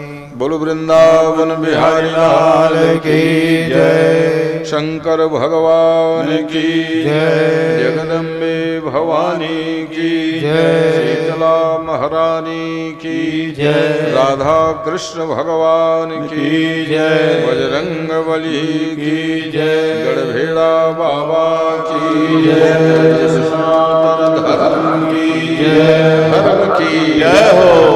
धर्म का नाश हो। प्राणियों में सद्भावना हो। विश्व का कल्याण हो। माता की जय। धर्मसंगात स्वामी श्री करपात्री महाराज की जय। महामुनि की जय। अपने गुरु माता पिता की जय। आज के आनंद की जय। बाबा भगवान की जय। पृथ्वी माता की जय। हर महादेव।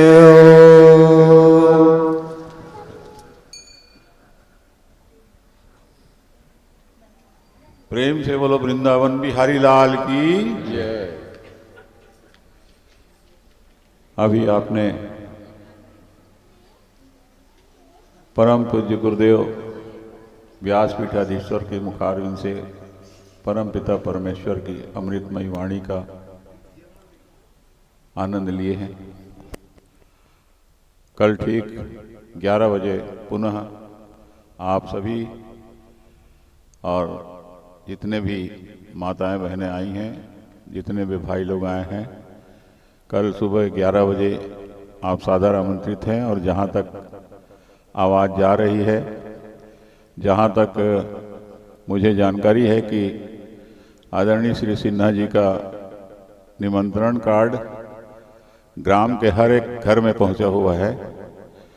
तो मैं सभी से निवेदन करता हूं कि अपने गृह कार्य से निवृत्त होकर ठीक 11 बजे इस धर्म सभा पर आकर अपनी उपस्थिति दर्ज कराकर अपने जीवन को कृतार्थ करिए भाई हो। इन्हीं शुभ मनोकामनाओं के साथ आपके हृदय में विराजमान उस परम पिता परमेश्वर को प्रणाम करते हुए वाणी विराम। बोलो वृंदावन।